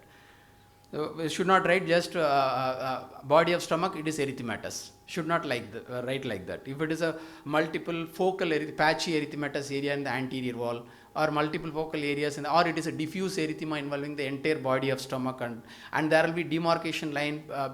Normally, majority of the H. pylori induced erythemata, majority if you see, there will be demarcation line between the body and the antrum. It will be there. All these things you have to mention. Like in the image enhanced endoscopy, they mentioned collecting venules. Absence of connecting venules, it is more in favor of H. pylori infection. That we have to mention all those things. If you are seeing it, if you are seeing a erythematous patch in this thing, then you have to look for a connecting venules. If it is absent, then we have to mention that also. That more in suggestive of this thing. Because in the previous discussion for management of H. pylori, the RU ticket will be false positive in majority of the conditions. In biopsy, it is highly specific, but it is less sensitive. So how to treat? Should we treat or not? Suppose patient is having symptoms and there is a findings in the endoscopy, but H. pylori biopsy is negative. How to go about it? All these things, it can be guided whether we should treat them or not. It will be guided by the proper description of the findings in the endoscopy. Suppose patient is symptomatic and the endoscopic finding is more suggestive of H. pylori, even in spite of this thing, we can give a H. pylori this thing, and we are justified in that. And we can follow it further to confirm that. We can follow it doing a relook endoscopy after 3 months after the course of H. pylori and followed by PPI. If you do that, if it disappears, that further confirms. That always we can explain to the patient saying that you are symptomatic and there is a finding suggestive, but biopsy or this thing are negative. So better we can go for it and we can justify to that. So for that, the description of the finding is very important. Then flat lesions, then we have to describe in particular words, gastric mucosa and other. Protruding lesions, nodule, polyp, we have to use these words, and final classification, we can use various Paris classification, whatever classification. Here again, using various grading, like in esophagus, various grading, Codici, Los Angeles, all those classifications, it will be understood by the same gastroenterologist, but not by, suppose somebody is referring, physician or somebody is referring from outside, or general practitioner is referring. They may not understand all these things. So if you should not write Codici grade B candidiasis in esophagus. They will not understand it. So in the description, you have to describe the candidiasis lesion in depth.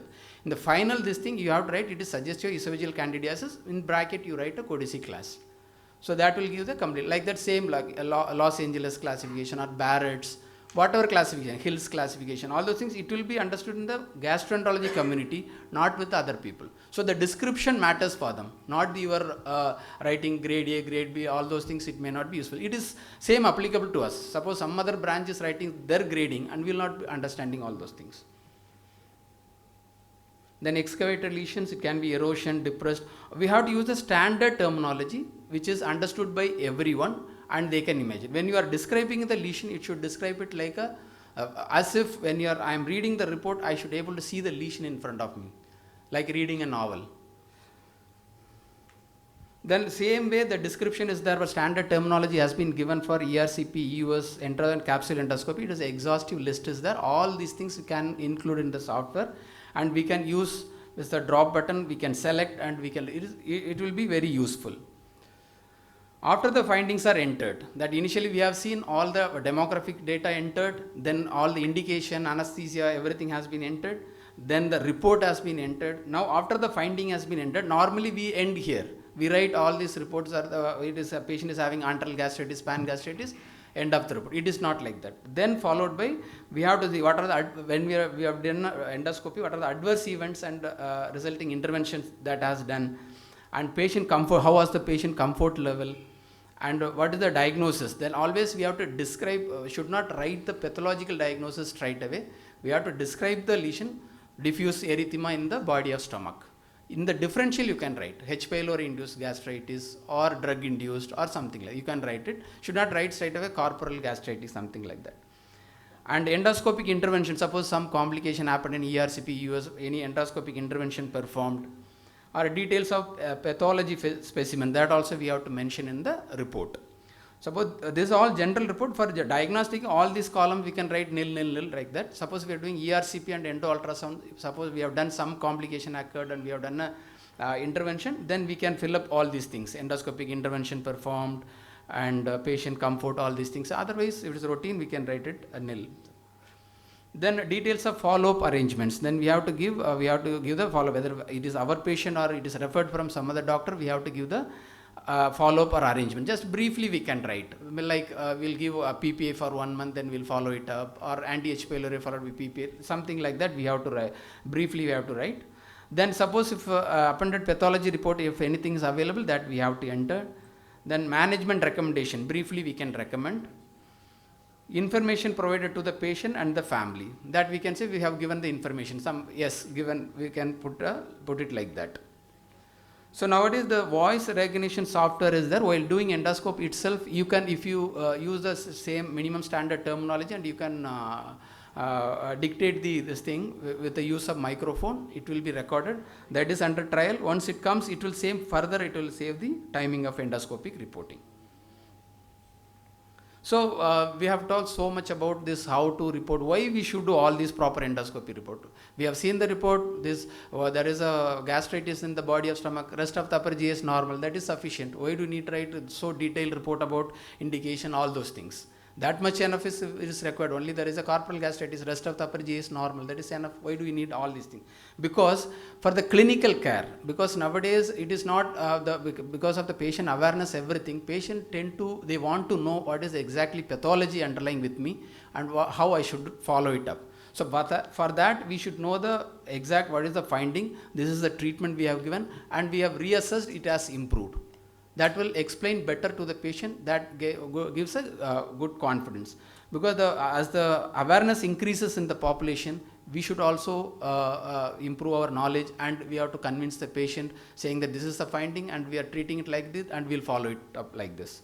Then the quality control, that your reporting says that how you are well qualified, that report itself says that you are well qualified endoscopist and you are looking into thoroughly each and every finding. And it is clinical research. For no need to enter separately for clinical research. Otherwise, for clinical research, I am having separate reporting system, and for this thing, I am having that kind of will not be required. If you enter all this data in these things, whenever you want to do clinical research, retrospectively or prospectively, same data will be useful, and take it and you can analyze the data.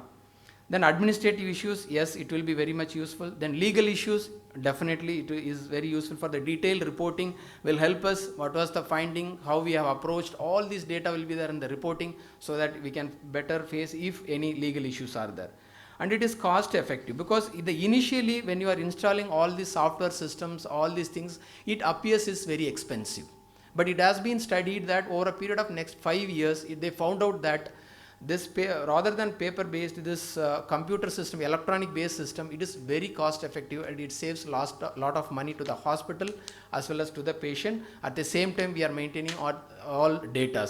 In the era of data and data analysis, this will help us in a big way. So it is very cost effective, and it reduces the time to perform endoscopy. Yes, because initially it appears was so many data we have to enter, all these things it appears like that. Once we used to do that, it's very easy, and it saves time also.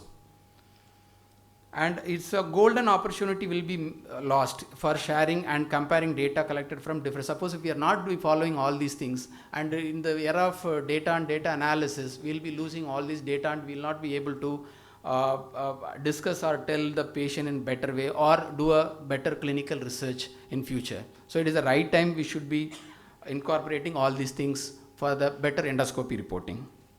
Thank you. Thank you, Tirumurthy. I think I'll change my endoscopy report henceforth. Are you following the same thing? Sir, almost around 60 to 70% we are following it.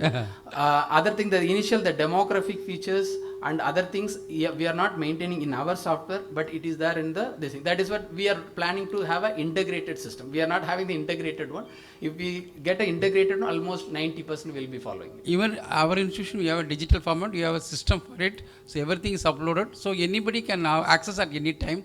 So the reporting will be sketchy at present, but it will be available to everybody at any time. That's what we are. That is what became the now of the day. Now of the day. Because of time constraint, 1 or 2 questions allowed. I want the audience to participate 1 or 2 questions.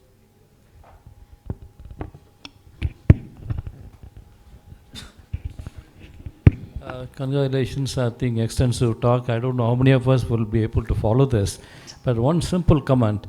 Many a times the reports are given without signature. That happens in many hospitals. I think there's an important thing. Yes. I think you should see to that your report goes with your signature. Yes.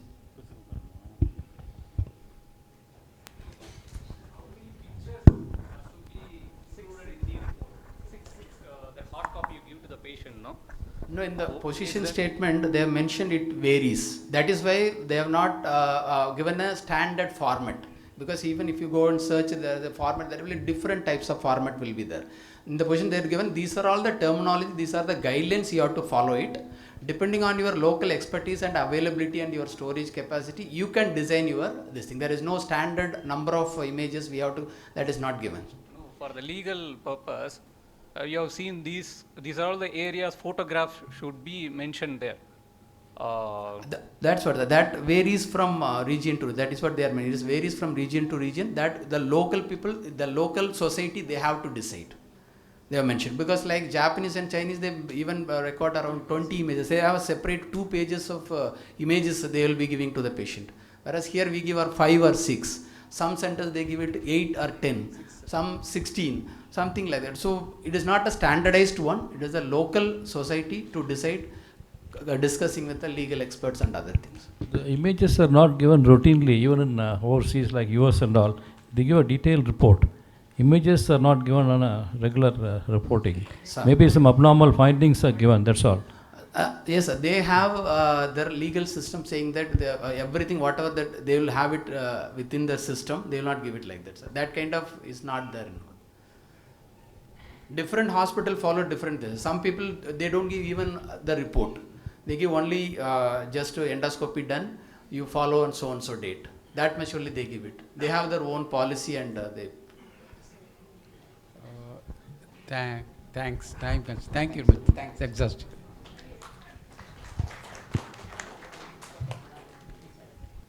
Thank you, chairpersons, and it's time to thank everyone over here.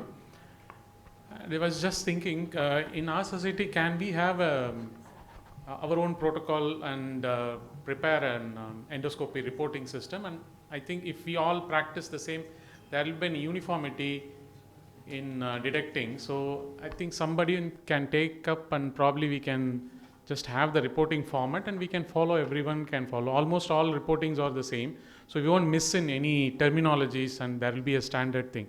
Probably we have to have something, sir. And I'd like to thank our patron, president, secretary, and all the presenters, chairpersons, and postgraduates. We all have very good academic fees today, right from the presentations, case presentation from the postgraduates, talk on white light and image enhanced endoscopies and endoscopy reporting, which was very enlightening. And I would like to thank Walls Pharma for providing the ambience and dinner. So I'll just remind everyone to scan the QR code to update the attendance for MCI, Tamil Medical Council, right? And thank you one and all. I can proceed for cocktail dinner. Thank you all.